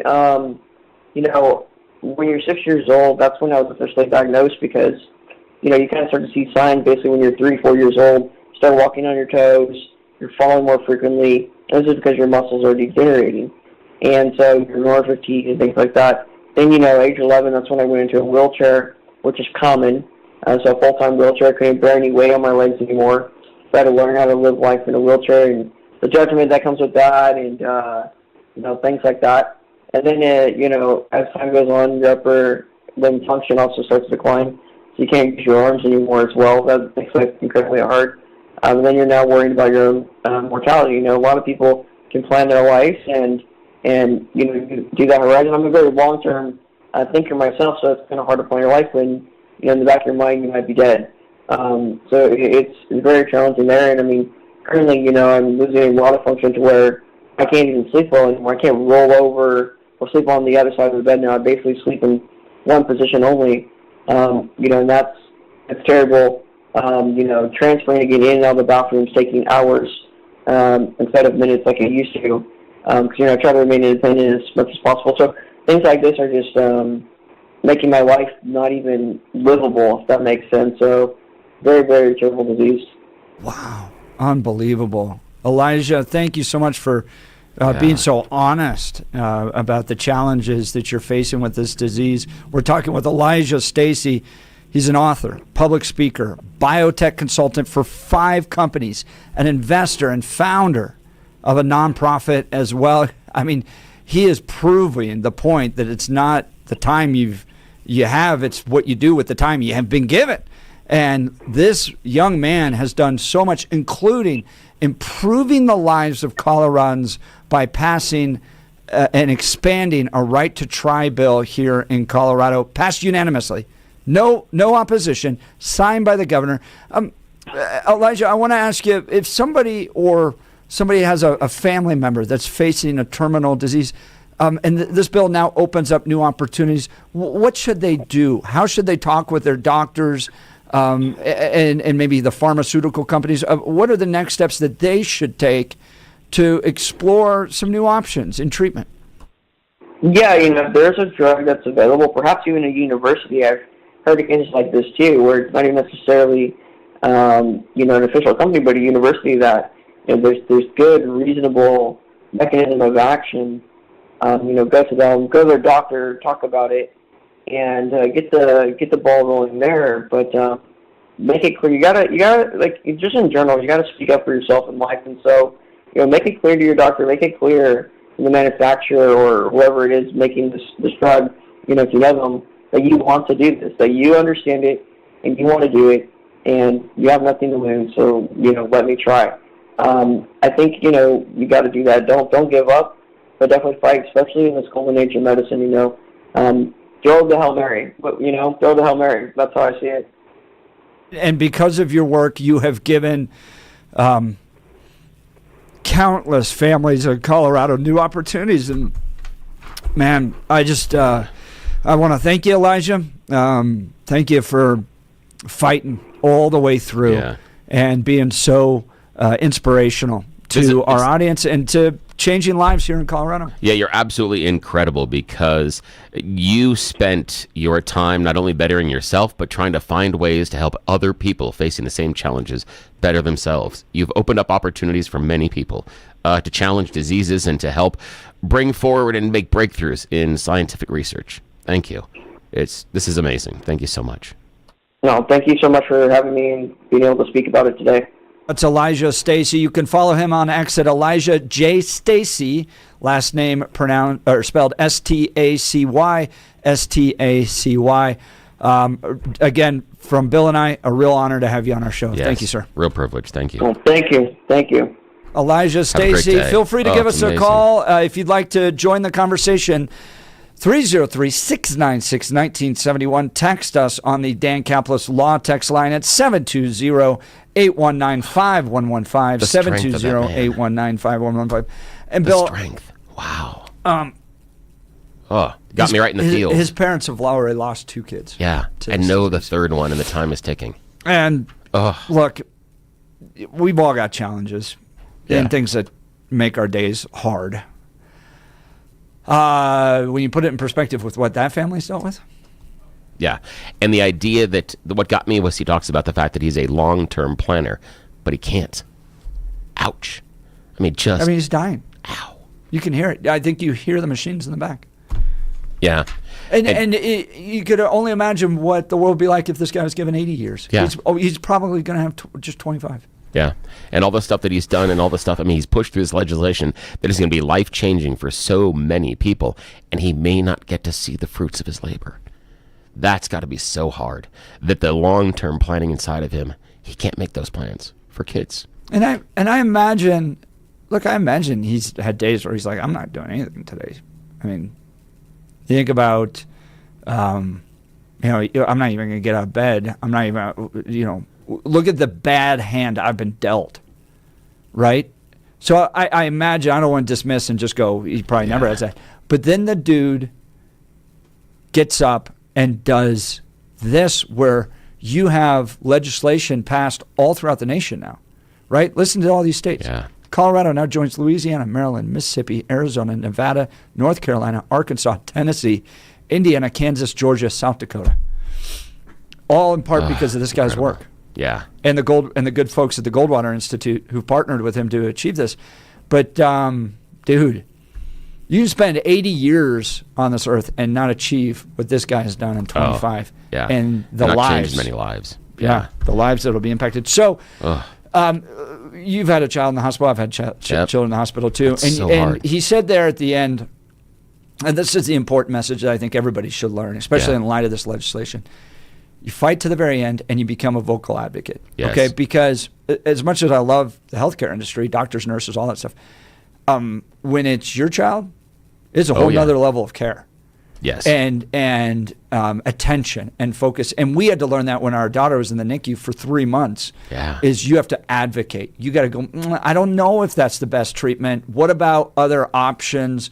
Have those conversations. Don't be afraid to ask questions. Don't be afraid to press when you need to. We had to transfer hospitals at one point because we didn't think that we were getting the right type of care at a particular hospital. And so you got to be an advocate. So if you're dealing with some form of terminal disease, you have to ask those questions. As he mentioned, go to the research hospitals. Yeah. Ask there about what new type of groundbreaking research may be taking place that could benefit. Fight to the very end. Yeah, there was a point when my oldest, he was in the NICU, horrible things that happened at birth, and the doctor that was involved in the treatment at that point wanted to do a surgery, and it had to do with his liver.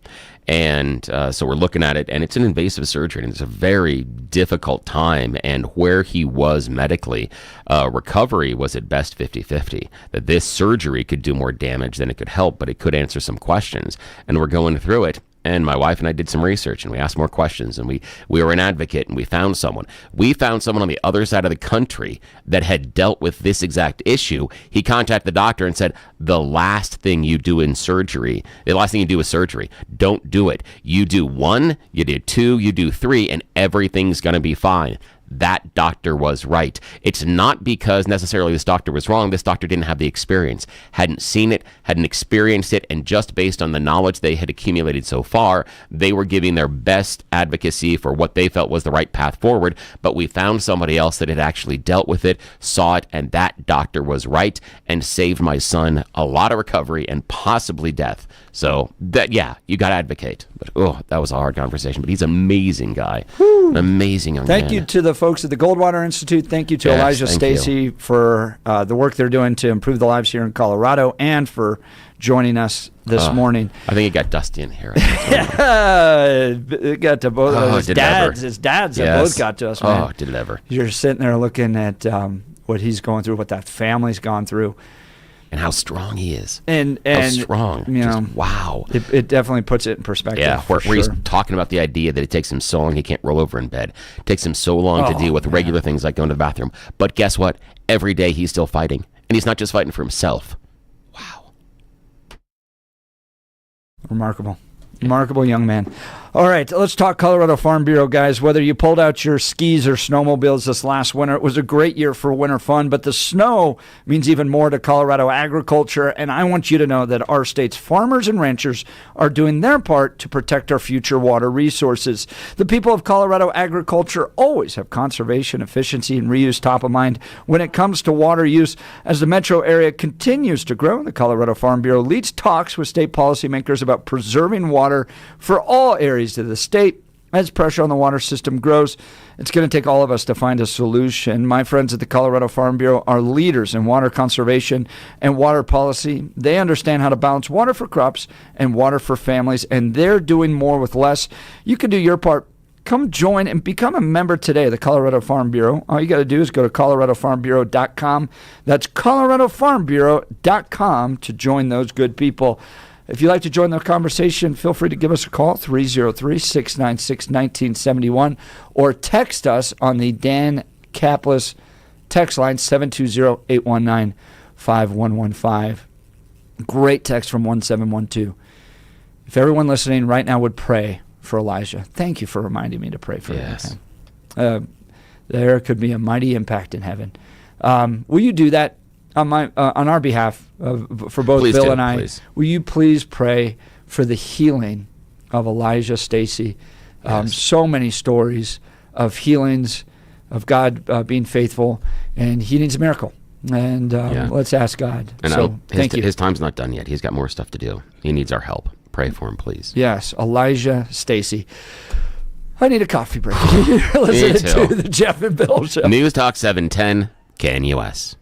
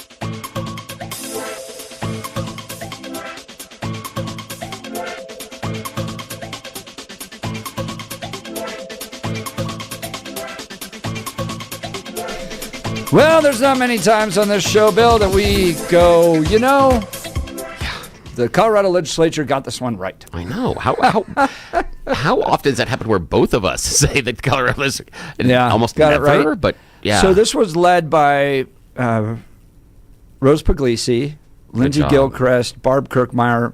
Rose and Barb are regulars on the show. And Senator Lindsey Daughtry passed unanimously, signed by Governor Polis, the right to try, which is said, and to his point, he goes, look, the FDA process is important, right? Because you don't want drugs, and everybody knows that there's suspicion towards the pharmaceutical companies and what's being pushed. So, you got to have a good process that makes sure that the right drugs get out to people. We know what the consequences are. This was always my concern with medicalized marijuana, right? Yeah, it's like, come on, guys. We don't know how this interacts with other drugs. It's a Schedule I drug, which means it doesn't have much, if any, medical benefit. Yeah. And so you're saying it's medicine when it's not. And there's an important FDA process to know how all the drugs interact. So, like, I'm sure, Bill, me too. You get older, you're mixing some supplements with it. You're just trying to keep the body moving. Oh yeah. And so there's a point to the FDA process, but if you're facing a terminal disease, and your doctor is aware of some research going on, and to his point, it's not going to be available for 3 months. You have a 2-month prognosis. You got to have access to it. You absolutely do. And the largest reason I would say and advocate for it is, even if the drug doesn't work, you are expanding the body of knowledge. You still are getting another case study of how this impacts. And if we're looking at whether or not this treatment works, these individuals are facing the end of their life. And if they want to become a larger portion of that body of knowledge and possibly receive the benefit from the drug, yes, get the hell out of the way. Because if it doesn't help them individually, it can help more people down the road. Either way. Exactly. And we've all heard stories of people having to go to Canada or Mexico to try stuff. You remember that famous comedian? They got cancer and flew to Mexico. Jim Carrey played him in a movie on his life, but he had a disease and he flew to Mexico and then saw that it was a scam towards the end of his life. But when you reach that point, you end up feeling like you're and as a parent, I would do anything. Yes. I would fly to the ends of the earth if it meant that it might just possibly save their lives. As a parent, you will run into a burning building to save your child. Taking them around the world on a plane seems minor compared to that. As a parent, you will jump in front of a loaded gun to save your child. Yeah. Getting them access to treatment is minor compared to that. So yes, you need to have this opportunity. You absolutely should. And if this is an incredible treatment that can change the course of these people's lives that are suffering from whatever terminal illness, do it. Do it, just because we're not talking about large, randomly sampled populations, but we are talking about a targeted population. These drugs and therapies are designed to help, and we're just expanding the body of knowledge and could possibly save some lives. What's the negative? So what it does, this new bill that's passed has allowed the latest innovations in medicine that are individualized, right? So now they're going more after the gene therapy that's taking place to open that up. So, these FDA trials and the FDA regulatory process requires kind of a one-size-fits-all clinical trial system for large patient populations. But when you're dealing with these super rare diseases, that it may not work. And so you need to open up and allow some of these gene therapies to try. So what comes next here in Colorado? The victory in Colorado, the Goldwater Institute says, represents a significant step forward towards a future where individuals with rare diseases can access the most innovative and promising treatments without begging the federal government for permission. Goldwater Institute will continue to urge lawmakers across the nation to adopt these necessary reforms, recognizing the profound impact of right to try for individualized treatments on patients and their families. They extend their heartfelt gratitude to Rose Puglisi, Lindsey Gilchrist, Barb Kirkmeyer, Lindsay Daughtry, Governor Jared Polis, Cystic Fibrosis United. Oh, that's a terrible disease. Oh, that is. Jennifer Reinhardt and others, patient advocates in Colorado who championed this life-affirming legislation. Oh, thank you. There you go. Yeah. All right, a little good news on Friday that maybe there can be I've thought about this as if I ever ran for governor. Yeah. I would say to the legislature, because they pass like 500 bills. Oh, yeah, yeah. What if you had a governor, and I was listening to an interview with Polis and Kaminsky the other day, where I caught that too. Yeah. Good conversation, yeah. Polis or any governor just said, you're getting 100. Yeah. You're getting 100 bills. That's it. That's it. You prioritize it. I'm not doing 500 bills. Because I noticed Polis was like, yeah, we have analysis on all 500 bills. And Polis has to read all those. I think as governor, to just try to stop some of the more destructive ones that are just purely special interest group bills. Oh, yeah. Right? Like the only people they benefit is some company that paid the lobbyists to get them written. Bills like this, I think, would get prioritized, where you get unanimous consent, direct help to the people of Colorado. These would get, Oh, absolutely. prioritized, and you get 100 of them. That's it. 100. That's a limit. And so then the next year you get 50, and then the year after that you get 25. So pick the ones you want and make sure, because you can send them to me. I'll just veto them. Yeah, we'll just veto them. There's part of that I look at and go, oh, but how do you, does it say the first 100 or those ones? What about the ones at the later side? But the beauty inside of that idea is it forces the legislature to figure out what is most important. You're no longer doing this book report type of thing when you were in school, where 2 days before the session expires, we're trying to do these marathon days and pass 17 bills. No. If you think this is important, get it done now, so that all the fringe stuff that's more likely to get vetoed is later in the session, and that's what's going to happen. If you want this thing to get my signature, you better do it up front, because you pass all these things about a resolution about we feel so-and-so and I got to sign it, fine, but there's one of those, the scoreboard goes down. So make sure that when you want my signature, it's with something that is meaningful. I like that. I think there'd be fun things I would enjoy about that job. One is telling the legislature, you can't, sorry, lobbyists, this isn't just a place for you to make money. We're going to shrink this thing down. Two, I'm not working unless there's an emergency. Ooh, okay. The governor doesn't need to be doing stuff all day, especially just tweaking stuff around the state. The state runs just fine when you don't have people adding on regulations all the time. So I'd literally lock the door and put up a number, said, here's my cell phone. If there's an emergency, call me. But I don't even want you to think about the government. I don't want you to even have to deal with it. We'll fix roads and that's it. And then third, I would love to have to be held accountable for all my tweets. I sit there and watch these committee hearings, like Kyle Clark or the rest, like grilling me. You said that you said this about white liberal women. I would be like, yes, I did. Yes, I did. Yep, sure did. Yes, I did. Let's talk about it. Here's the thing with your idea of the putting your cell phone number on the door. I like that idea. If we can add one more thing to it, and that would be you only then get paid on the days you work. Yes. So the idea being that when you're called in, it costs the taxpayers money, and so it hurts the budget per se. But if they take care of everything, everything's run along smoothly, then you don't have to draw a paycheck, and there's not the money there. Like, people love to get elected governor, to go out there and give speeches and become this big focal point so they can become president of the United States. I would I'm the governor you don't even ever want to think about. Yeah. Like, do we have a governor? Where's Waldo governor? I don't, maybe... But he definitely shows up if there's emergencies. Yeah. Although, if I did that is, what I would do is, I like your idea and not going out and working. What I would do is, I would do more of the PR stuff and not going out and doing the kissing babies and the cutting the ribbons and stuff. I would go out and have just more fun with stuff.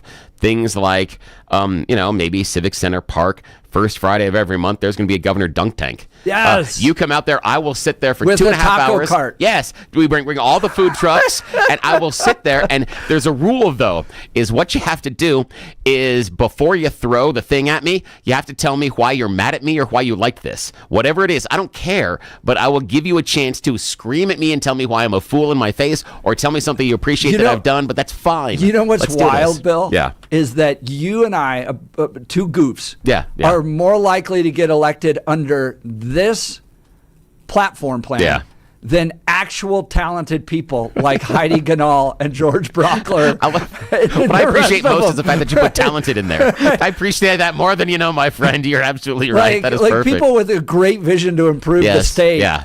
Can't get through because this is just a crazy progressive state. But a bunch of buffoons that were like, Bill and I are going to be governors. Yes. And on Tuesdays, we have tacos and you can dunk us. Yes, exactly. The voters in Colorado who are putting idiots like Mike Johnston and Jared Polis into office are more likely to go, you know what? Maybe those guys. We have a better shot, Bill, than the actual smart people. We could do this. We could job share, where like one half of the week you get the job, and the other half of the week I get the job. And we just bounce back from becoming more progressive, more conservative state. Back and forth. And is it Tuesday? Yeah, today we become more conservative. And on every Wednesday is when we hold the press conferences, but you and I have to show up in one of those two-headed shirts, where it's just one body but two heads, and we go back and forth. And we ride a tandem bike to yes, work. Exactly. Oh my God, we could get elected. This is scary. This is scary. So scary. All right, let's talk about something serious. L&L Heating and Air Conditioning.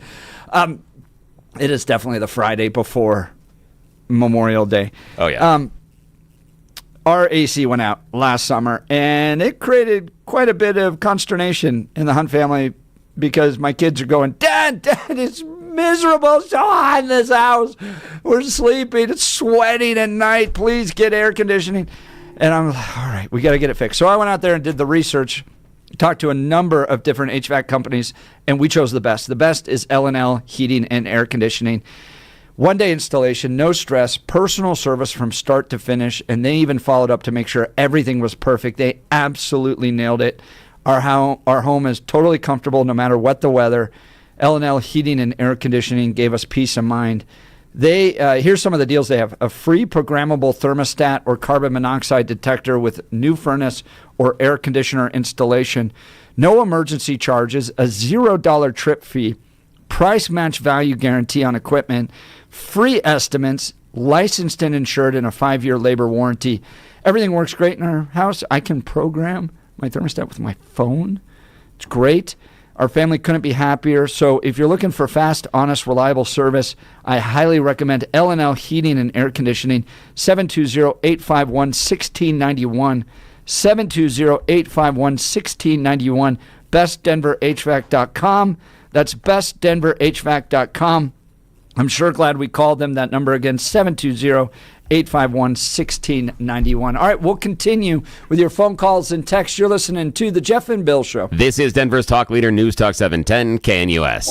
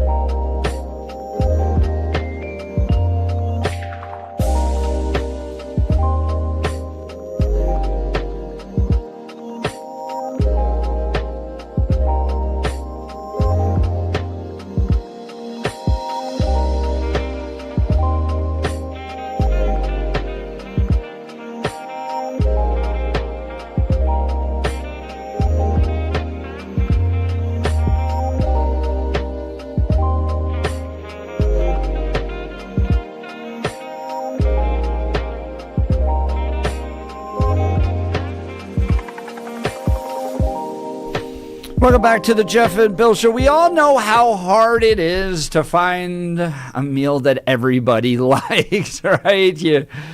What should we have for dinner tonight? Oh, 5 different answers. And if your parents are living with you, well, then they're going to weigh in as well. So where can you go to eat that all 3 generations will find something to love?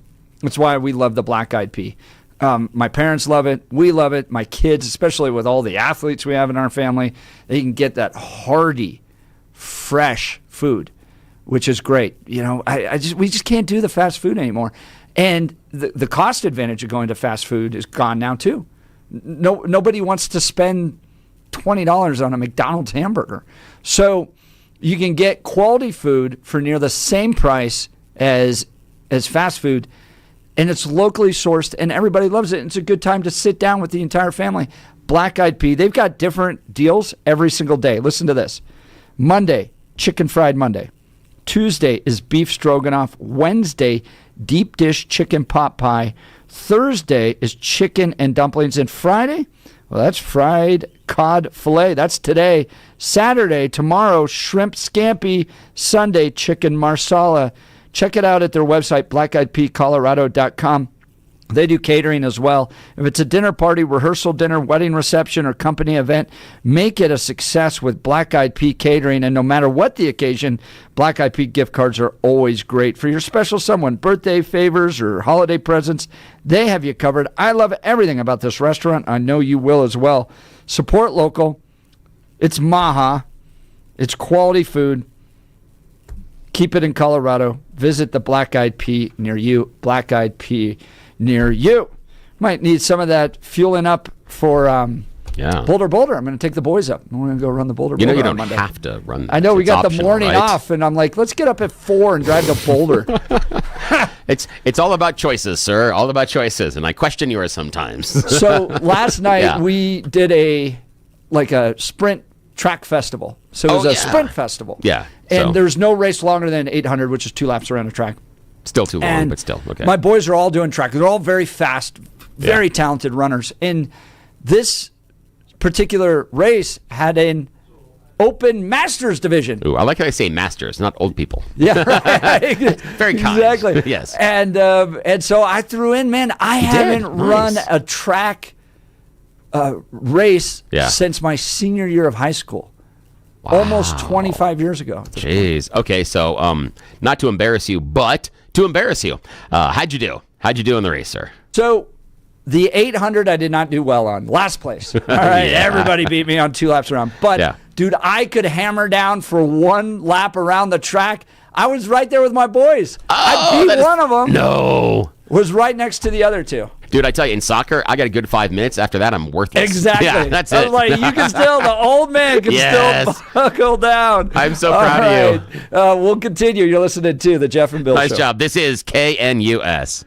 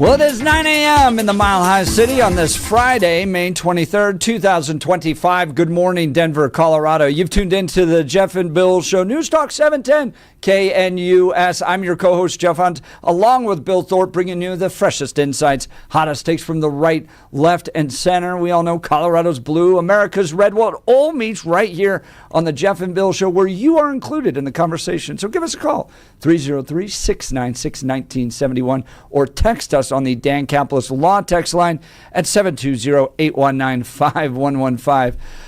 Oh, Bill.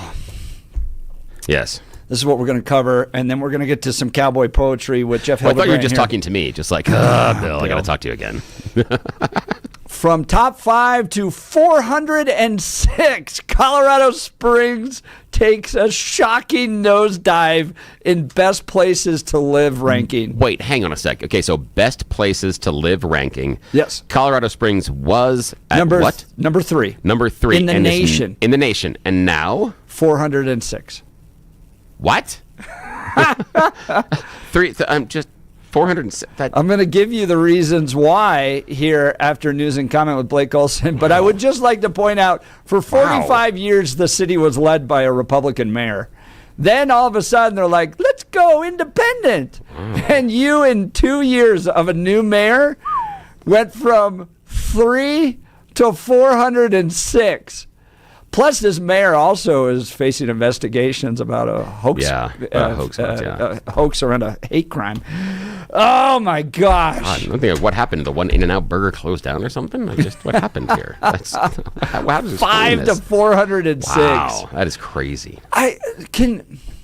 This is why you and I will never be elected officials, Bill. No, not at all. If I was sitting in an office and the rating on my leadership went from number 3 to 406, or I'm the mayor of Denver and I've got to start furloughing people because I spent a bunch of money on homeless hotels from hell and illegal immigrants, I would just go, you know what, guys?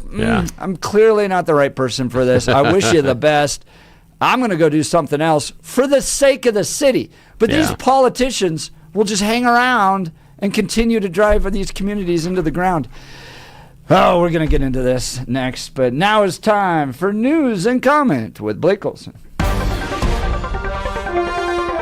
Blake Olson. Blake Olson, news and comment. Good morning, TGIF 61 and mostly cloudy in Denver. Expecting a high of 86 today.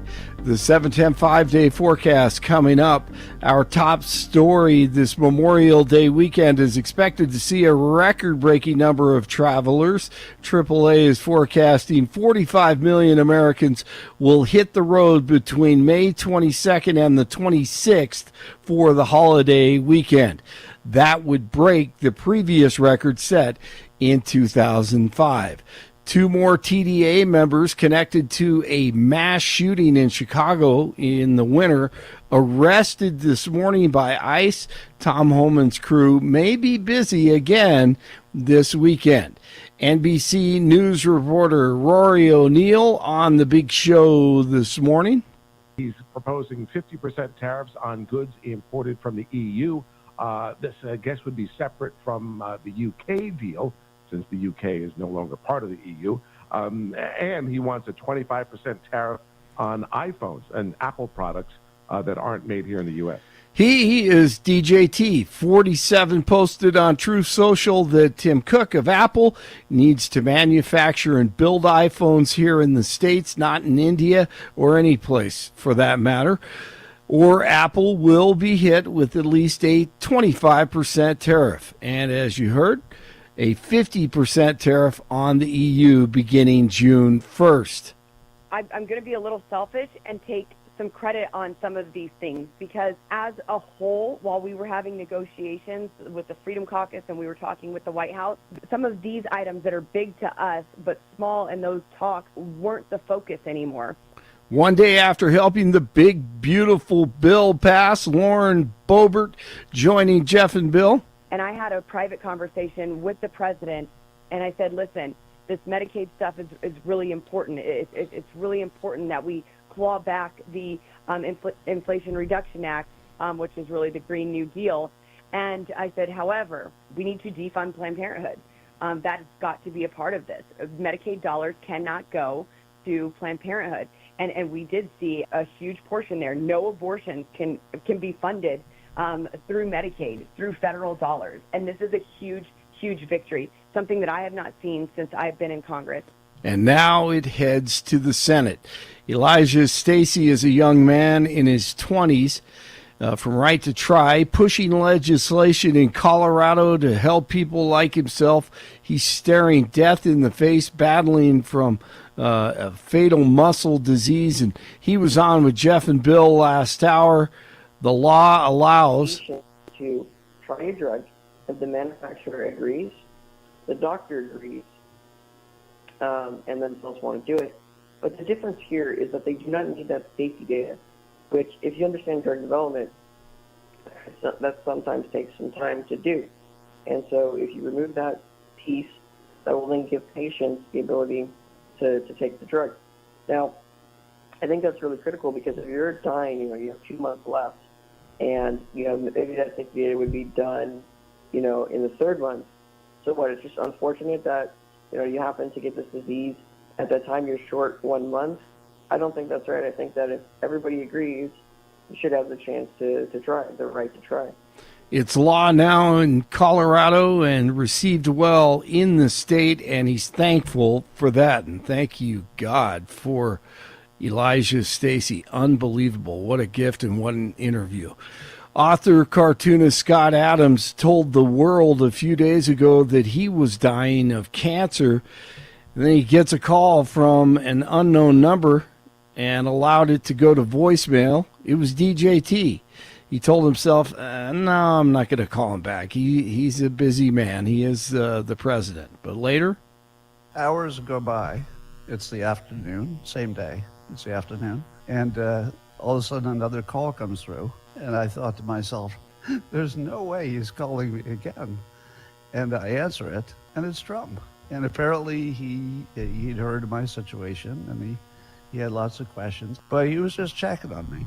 And he had, he wanted to make sure that I was getting everything I needed. When he found out, the situation was kind of dire, and I was still checking out some things that might help. He said, if you need anything, I'll make it happen. And he meant it. He was completely aware, and it was just the most incredible, weird, hard to understand situation. But boy, was it fun. Insiders fighting for insiders. More of insiders fighting for insiders. Time to stop. Insiders fighting for insiders. America first. Love the DJT stories. Yankees at the Rockies this weekend. Remember those who gave their lives for us this weekend. 58 in North Glen, 60 in Glendale, 61 in Denver. Jeff and Billy continue. Have a great weekend. Blake Olson, News Talk 710, KNUS. With weak upslope winds today through the weekend, including Monday, we're going to have a daily occurrence of afternoon and evening showers and thunderstorms here along the Front Range and Plains today through Monday, so plan on that as you head into your holiday weekend. Temperatures are going to be warm, 80s today near 50 tonight, staying in the 70s for Saturday, only 60s for Sunday and Monday. Weather is sponsored by Colorado's Best Roofing, reminding you to protect your home from the harsh Colorado weather and schedule your free, no-obligation roof inspection today at roofingcolorado.com. That's roofingcolorado.com. Meteorologist Don Day in the 710 KNUS Weather Center.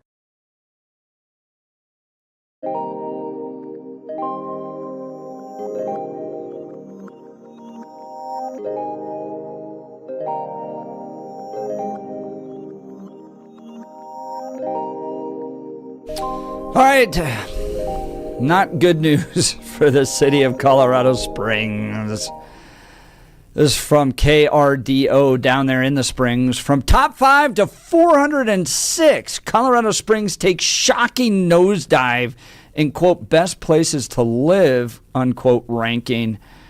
It's a dramatic fall that has residents and city officials asking what happened. Colorado Springs, ranked number 3 in the nation just last year by U.S. News and World Report for best places to live, has now plummeted to 406 in the latest release. The rankings, which considers facts like affordability, desirability, and quality of life, are used nationwide as a snapshot of where people want to live and why. The list compares more than 850 cities across America. Of note, however, last year it only compared 150. So why the drop? Well, Colorado Springs was in the top 16% for crime, which is not really a designation that you want to see when looking for a place to live, said a consumer leading analyst with U.S. News and World Report. And Bill, that seems to be a little true in light of illegal nightclubs being raided with 200 people in it. Yeah, that's... So maybe they have a crime. And then you remember all the 911 calls? Yes. And you gave a line that I shared with the DEA guys that they thought was hilarious. Uh-oh, what'd I say? Maybe it's not best to go Yosemite Sam on your way to the secret nightclub. Yeah, that's true. Oh, that's great. They were all talking about it. Oh, I'm glad they heard it on the radio and thought fantastic. It was hilarious. So Colorado Springs is now in the top 16% for crime. According to the same analyst, both violent and property crime are significantly higher in Colorado Springs compared to other mid-sized cities. A lot of those cities are about the same size or smaller to Colorado Springs, and in fact, a lot of them are smaller, but it's not just crime, they say. Colorado Springs finds itself in a unique and somewhat difficult position. She says, we're classified as a mid-sized city, but coming with a big city price tag without the consistent support of a major metro job market. The job market doesn't always support that, unfortunately. Cities that topped the list this year had certain things in common: low crime, strong or nearby job markets, and better affordability. 3 check boxes that Colorado Springs currently struggles to fill. In response to the plummeting rankings, a City of Colorado Springs spokesperson, could you imagine having to be that person, having that job? Oh, yeah. That'd be it's like when the kids show up with the report card and it's all D's and F's. Share the following statement. KRDO. You got an A for effort. Yeah, right. Yeah. Colorado Springs is often recognized in national publications for our quality of life, desirable location, and amazing attractions. We also recognize there are many great places to live across the country, and they also serve to be recognized for the qualities that make them shine. Well, I guess we're not shining a lot. That whole little, this little light of mine. That is the worst. Yeah. You could have at least said, we appreciate them bringing to light ways we could improve. But no, they don't even mention that. It's just like, Colorado Springs, amazing place. By the way, there are other amazing places. More End places of quote. Too. Yes. In fact, there are over 400 above us. You know, just a list. I mean, imagine your kid coming and going, you know, I'm in my graduating class of 700 kids, and this is great, and I'm being highlighted for my achievement, and so are the 400 kids above me. Like, hang on. Hang on a sec. Oh, this is unbelievable. This is why we would never be PR people. No, not at all. This would be a very short press conference. Yeah, sorry we started to suck. Well, I think you and I, if we were like PR people, would probably turn to our bosses and go, well, you need to do better. Yeah, how obviously, do I do this? Things aren't going well here. But this is just another confirmation of my thesis, and you probably, Bill, will disagree with this, and let's go ahead and finish with maybe a debate. Oh, yeah. Why not? When progressives get in charge of everything, the quality drops, everything gets more expensive, and you grow government. And that is exactly what's happening in Colorado Springs. Now, I don't know this Mayor Yemi guy all that well. He's obviously facing a lot of raised eyebrows around testimony that happened this week around a hoax hate crime that was about getting him elected. So these people were arrested by the FBI for falsifying a hate crime that never took place, that was attributed to supporters at the time of people like Wayne Williams, who's a great guy and should have never had this attributed to him. But a number of people that were closely aligned with Mayor Yemi's run for mayor falsified a hate crime with burnings of swastika or whatever it was, something like that, down there during the mayor's race to try to elevate the black candidate and to make it look like Colorado Springs was a racist city, which it's not. That's what drives me crazy is it was trying to bring about a reputation upon Colorado Springs that it's a terrible racist city, which it wasn't. This was faked. Lo and behold, the mayor gets elected. Now the FBI is looking in, and one of the guys that was testifying down in court said, oh yeah, Mayor Yemi knew all about this. And in fact, there's a 6-minute phone call between one of the guys that's been arrested and is on trial for this hoax and Mayor Yemi right around the time this took place. And the guy says, yeah, this was me debriefing the mayor on how the hoax crime went. No, or the hate crime went. The mayor says, no, I had nothing to do with this. These are people I wasn't even coordinating with. So, look, he's innocent till proven guilty, but you got this popping up. For the first time in 45 years, the city of Colorado Springs did not elect a Republican, okay? And lo and behold, within 2 years of electing this, quote, independent, which I think is just a soft Democrat, your city goes from number 3 in the nation to number 406, citing cost of living and crime and opportunities. All the things I always say when you elect a progressive, that you end up with worse services. Look at what they're doing in Denver. They're cutting services. Everything gets more expensive, and there's less opportunity. All those things are happening to Colorado Springs. Yemi needs to go. You need to get a Republican back in there. Put Wayne Williams or John Suthers. John was great for the city of Colorado Springs. Go back to those guys and turn Colorado Springs around. But this, I read the headline, I read this article, I go, classic Democrat leadership in a city. Yeah, I obviously I'm going to come to a little bit of a different conclusion on it, but I think a lot of what you say is true. And where you and I will find a lot of common ground is my largest critique of elected officials on both sides of the aisle is they believe election is proof of performance. And what I mean by that is the Democrat or Republican that is elected to lead a city like Denver or Colorado Springs will assume because I was elected, that means I'm right. No, it just means that those voting for you want to give you the chance to use your platforms and your proposals to go in the right direction, but it does not mean that you are absolutely right. Your programs could be implemented wrong.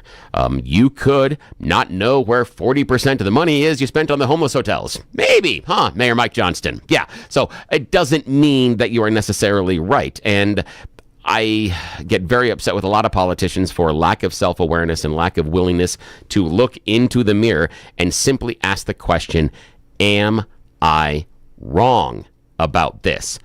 Are we doing this wrong? And that's where I feel that Colorado Springs has gotten into a huge problem. Is there haven't been enough people around the table that have been asking the question, is this wrong? Does this improve the lives of those people that elected us here in Colorado Springs?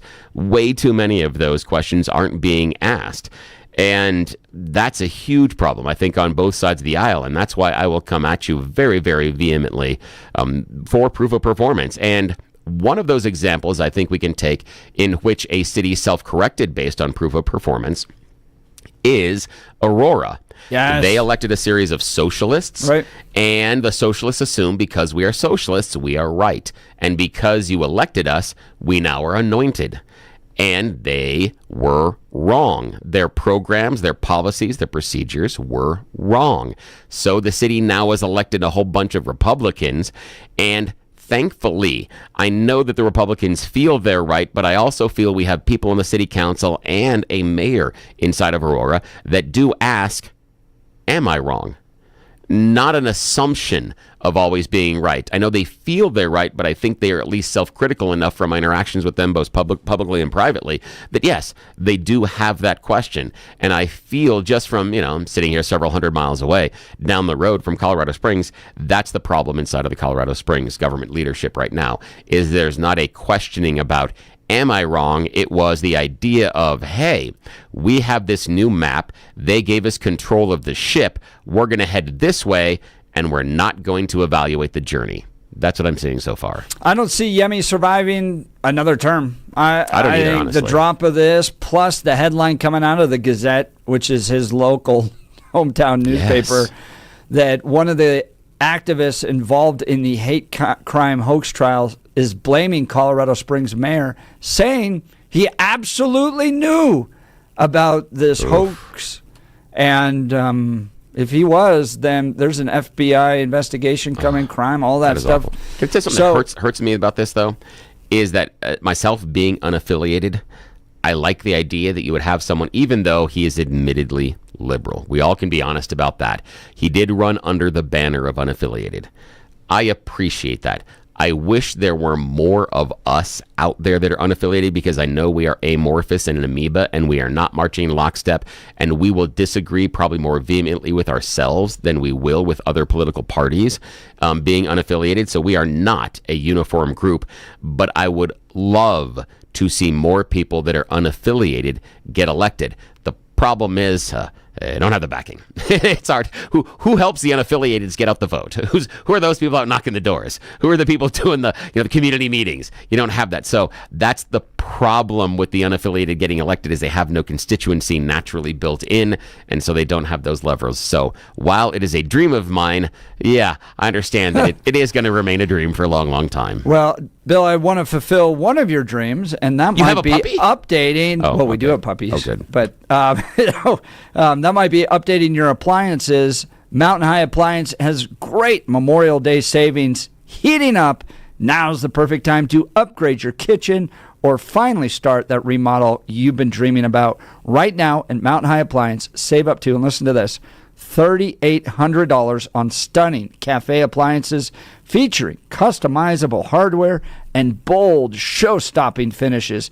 Take advantage of these limited time offers. When you think appliances, think locally owned Mountain High Appliance.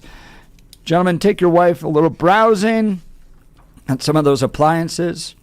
I bet you guys will find something that you love. That's as good as the jewelry shop. Gotta go there. Yeah, $3,800 you could save on stunning cafe appliances. They got customizable hardware, bold show-stopping finishes. That is awesome. All right. Go talk to them about their induction cooktops and ranges. Yeah, that's we have a game changer. You do? I love induction. So jealous. When you of hit that, and this was installed in the house before we bought it, but you can hit a little button and it like boils water in 15 seconds.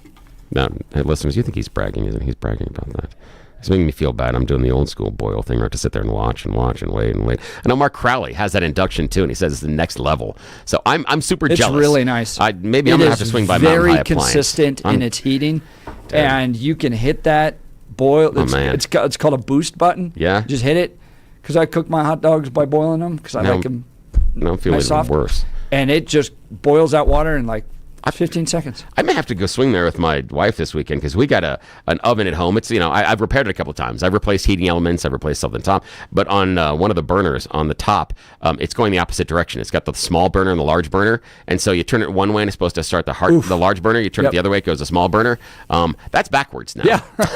It wasn't working, so I changed some of the wires, but now it functions backwards. So you got to turn it to small to go large. Husband repair job. Oh, right totally classic husband repair job. But yeah, we're gonna talk about that, man. So huge sales, Mountain High Appliance. Go see them this weekend. We are going to finish the show and go into the weekend with one of the all-time favorites, Jeff Hildebrandt, with a little cowboy poetry. You're not going to want to miss it. You're listening to the Jeff and Bill Show. This is Denver's Talk Leader, News Talk 710 KNUS.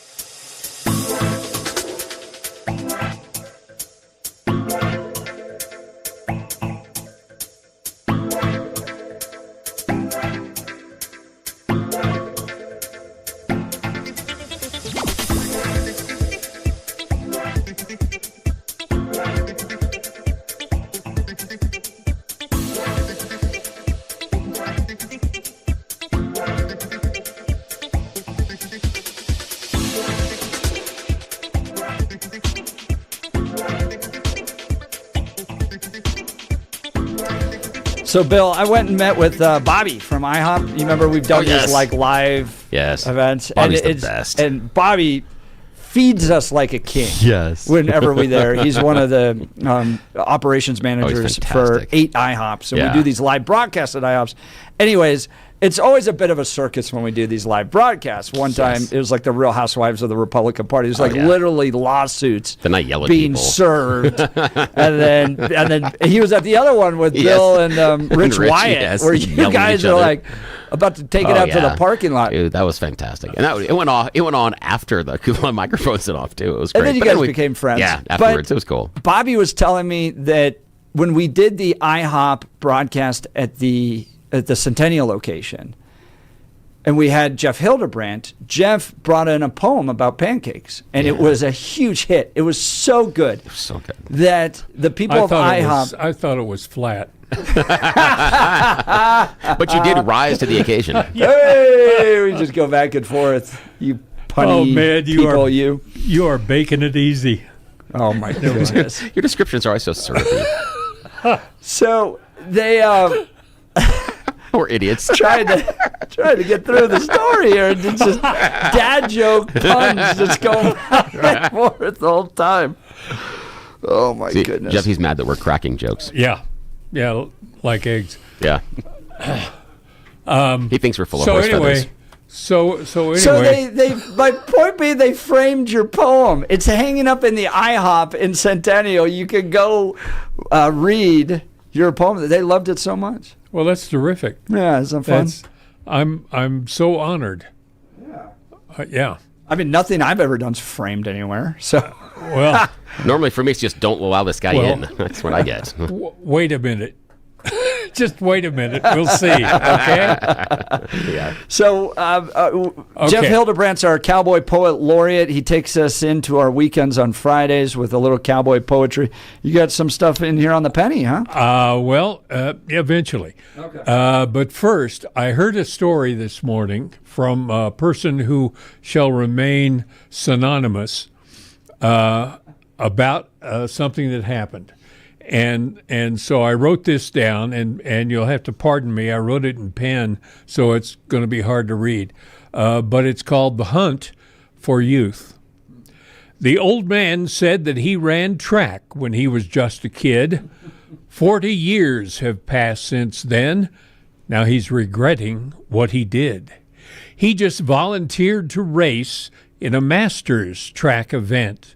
He's proud to let us know it, but won't tell us how it went. So we tell him what's important, what should keep him satisfied is not how fast he finished, but the fact that he tried. Well, that's nice. Oh, that was that's very nice. good. I was thrilled. I'll be honest with you, both gentlemen. Yeah. I was thrilled that I finished that race without being injured. Yeah. I'm at that point. I mean, there was an older guy that ended up with a pretty serious injury and had to be like carried off by 3 people. Oh, no. But yeah, I'm not thinking about beating anybody. I'm not thinking about my time. I'm just thrilled I finished with things that still work. Oh, I know that feeling. I have people every once in a while that'll ask me, hey, you want to come out weekend soccer and play? I'm like, no, I do not want to go out onto the field with you and get injured, because that's what would happen with this old person. Now, did you hear that, Jeff? To just close the circle here, Mr. Hildebrand, that he thought your poem was excellent? Eggs? Yes. I can't stop. I just can't stop. Okay, please do. Okay. All right, well, we hear this week that Washington has decided to remove the penny from circulation. And that the news came one day before today, which is, you may not realize, National Lucky Penny Day. That's today. Wow. I'm just... Why May 23rd? Well... I thought maybe like maybe January 1st would be National Lucky Penny. No, that's New Year's Day. Lest we forget. It was taken. Okay. Yes. All right. We can't pay attention. Yes. You don't want to compete with National Penny Day. No, and it's not Penny Marshall. No, this is the actual round little thing. As I contemplate the calls for change, and I must say there are many, I find that when I think of change, I start pondering the penny. You know those sayings we all learned, a penny saved is a penny earned, or find a penny, pick it up, and all day long you'll have good luck? Of course, a penny for your thoughts won't buy you much these days, unless you find those thoughts reveal reminders of God's ways. See, the penny's insignificant when compared to what's around. If you saw a penny lying there, you might just leave it on the ground. But that lowly little penny can start a conversation about how, if you trust in God, it will lead to your salvation. Look closely at the penny, and I think that you will see the slogan says, "In God we trust." Down below reads liberty. The good news of salvation is what the penny represents. Like the penny, our Lord Jesus is described as the 1 cent. Keep a penny in your pocket. I know it may sound strange, but if you show it to another, it can lead to needed change. Oh, wow. What I love is your ability to take something like a penny, find it on the ground, and bring it to the gospel of Jesus Christ. And it's just great. Well done. I had a friend once who, and I won't name him because he was violating federal law, but he knew somebody with a stamp machine. And they took pennies and they stamped out a cross right in the middle. So you had the cross, a little bitty cross that you could have, but you had a penny with a cross embedded in it, struck through it, and the words 1 cent there. So it really represented Christ, you know. Gosh, it was great connection. Yeah. Now, how many do you have on Memorial Day? I'll give you 2. 2? All right, let's get to that next. As we head into Memorial Day weekend, Jeff Hildebrandt, 710 KNUS Cowboy Poet Laureate, live in studio with us. You're listening to The Jeff and Bill Show. This is Denver's talk leader, News Talk 710 KNUS.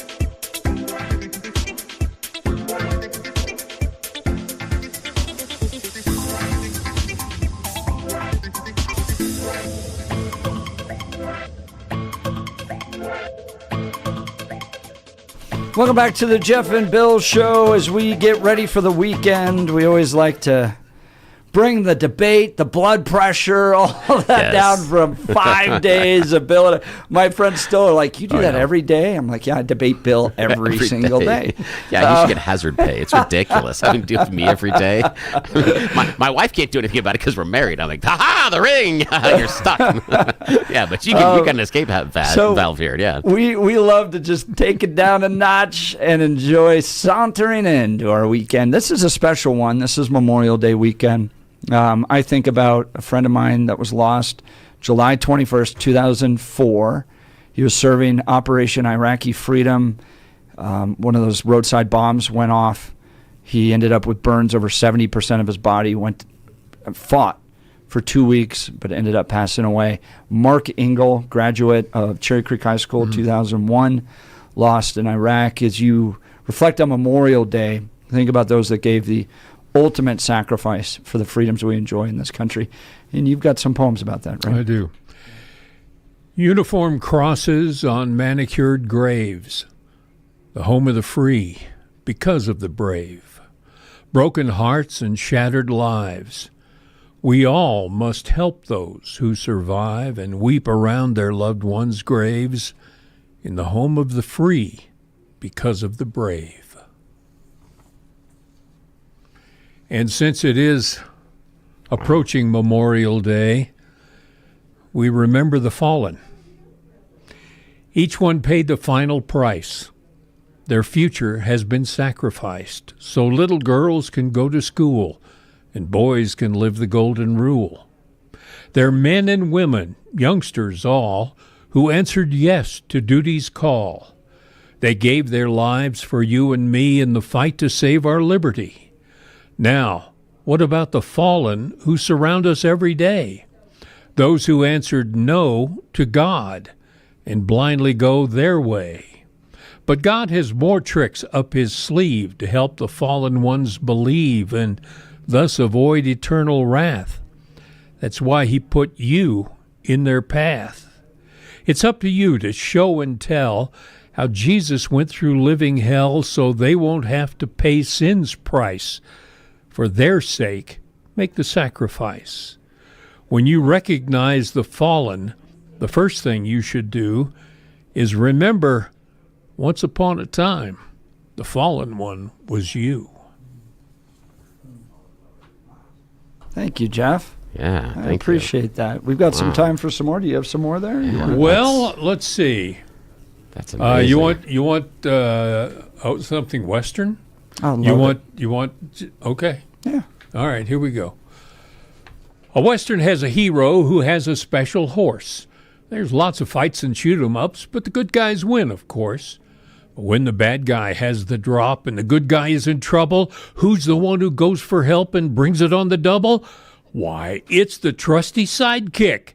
And it's a gall-darned shame that no one's ever opened up a Sidekick Hall of Fame to honor guys like Gabby Hayes and good old Andy Clyde, because a hero's just a sandwich if there's no one by his side. There's Nugget Clark and Soapy Jones, Lullaby and Lassus, Fuzzy, Frog, and Cannonball heading them off at the passes. And there were those we'd recognize before we'd even see 'em. Their voice was so distinctive we just knew it had to be 'em. Smiley Burnett and Chill Wills come to mind, along with Slim Pickens and Andy Devine. Well, I tell you, those sidekicks were something. And you know, it's my belief that somehow we should pay tribute to those masters of comic relief.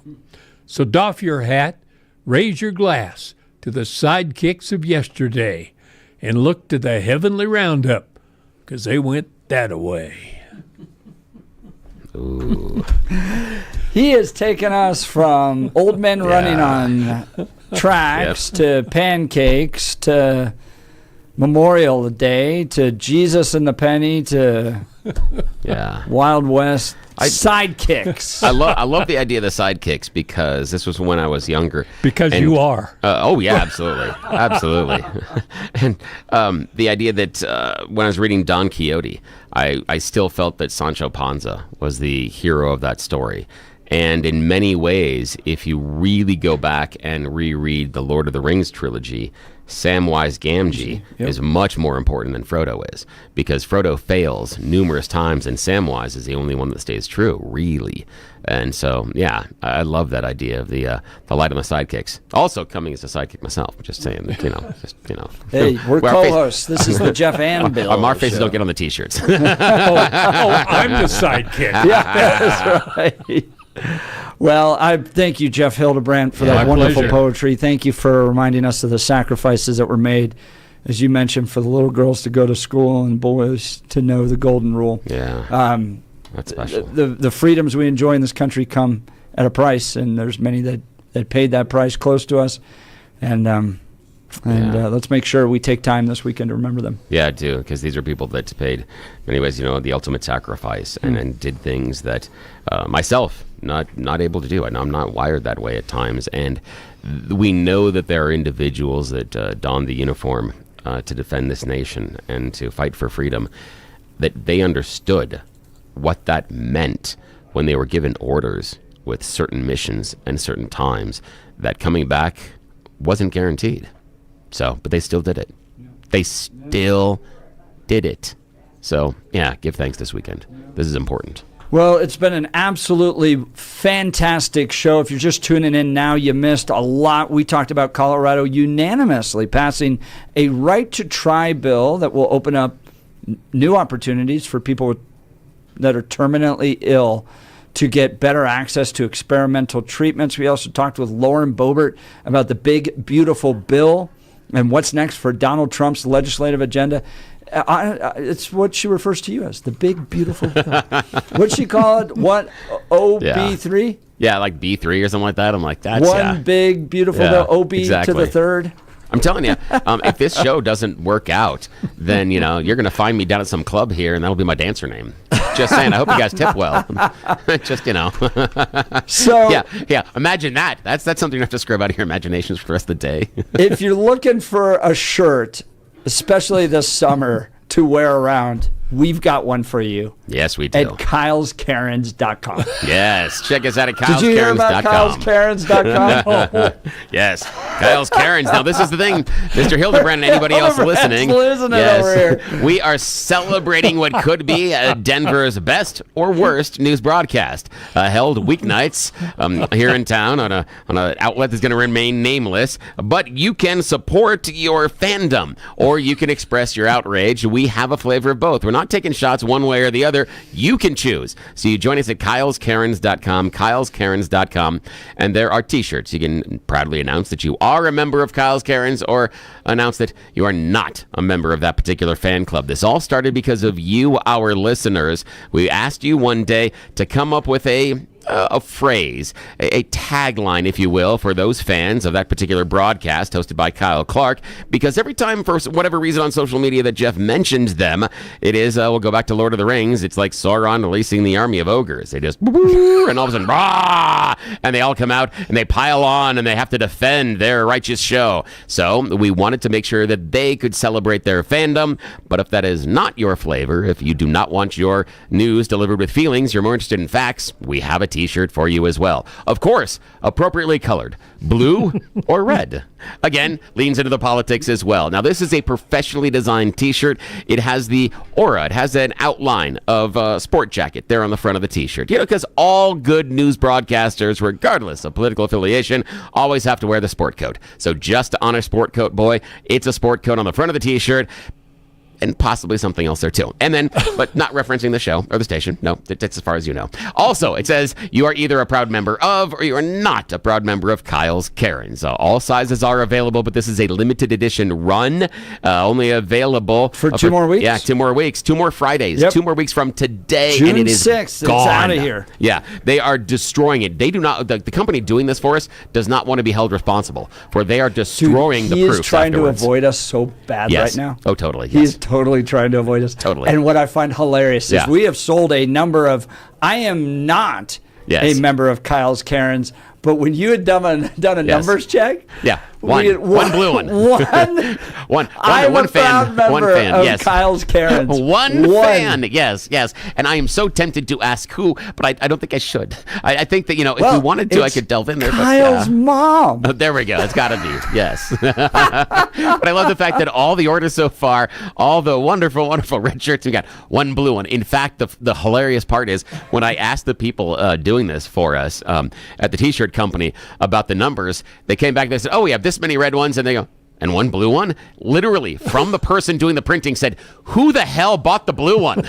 That's the question I got from them in the email. It was great. Oh, it was fantastic. This is wonderful. I'm just wondering if we can have red and blue syrup on poetry pancakes at IHOP, and people can order poetry pancakes. Yeah, and the and blueberry they and get red strawberry. and blue syrup, depending I on think if so. you're absolutely. pro or con poetry. Dude, I like that. We were like IHOP. Oh, hell yeah. Friends over we'll here. do that. Absolutely. Dude, it is always a circus. And we got another one coming up in 2 weeks. Up Yes, we north do. in North Glen, we're doing another live broadcast. Oh, it's going to be wonderful. I'll try to see you with people. Thank you to everybody that called in. Thank you for a fantastic week. Lots of debates. There's no other show in Colorado like the Jeff and Bill Show, and that's because of people that listen like you. Have a great Memorial Day weekend. You're listening to Jeff and Bill. KNUS.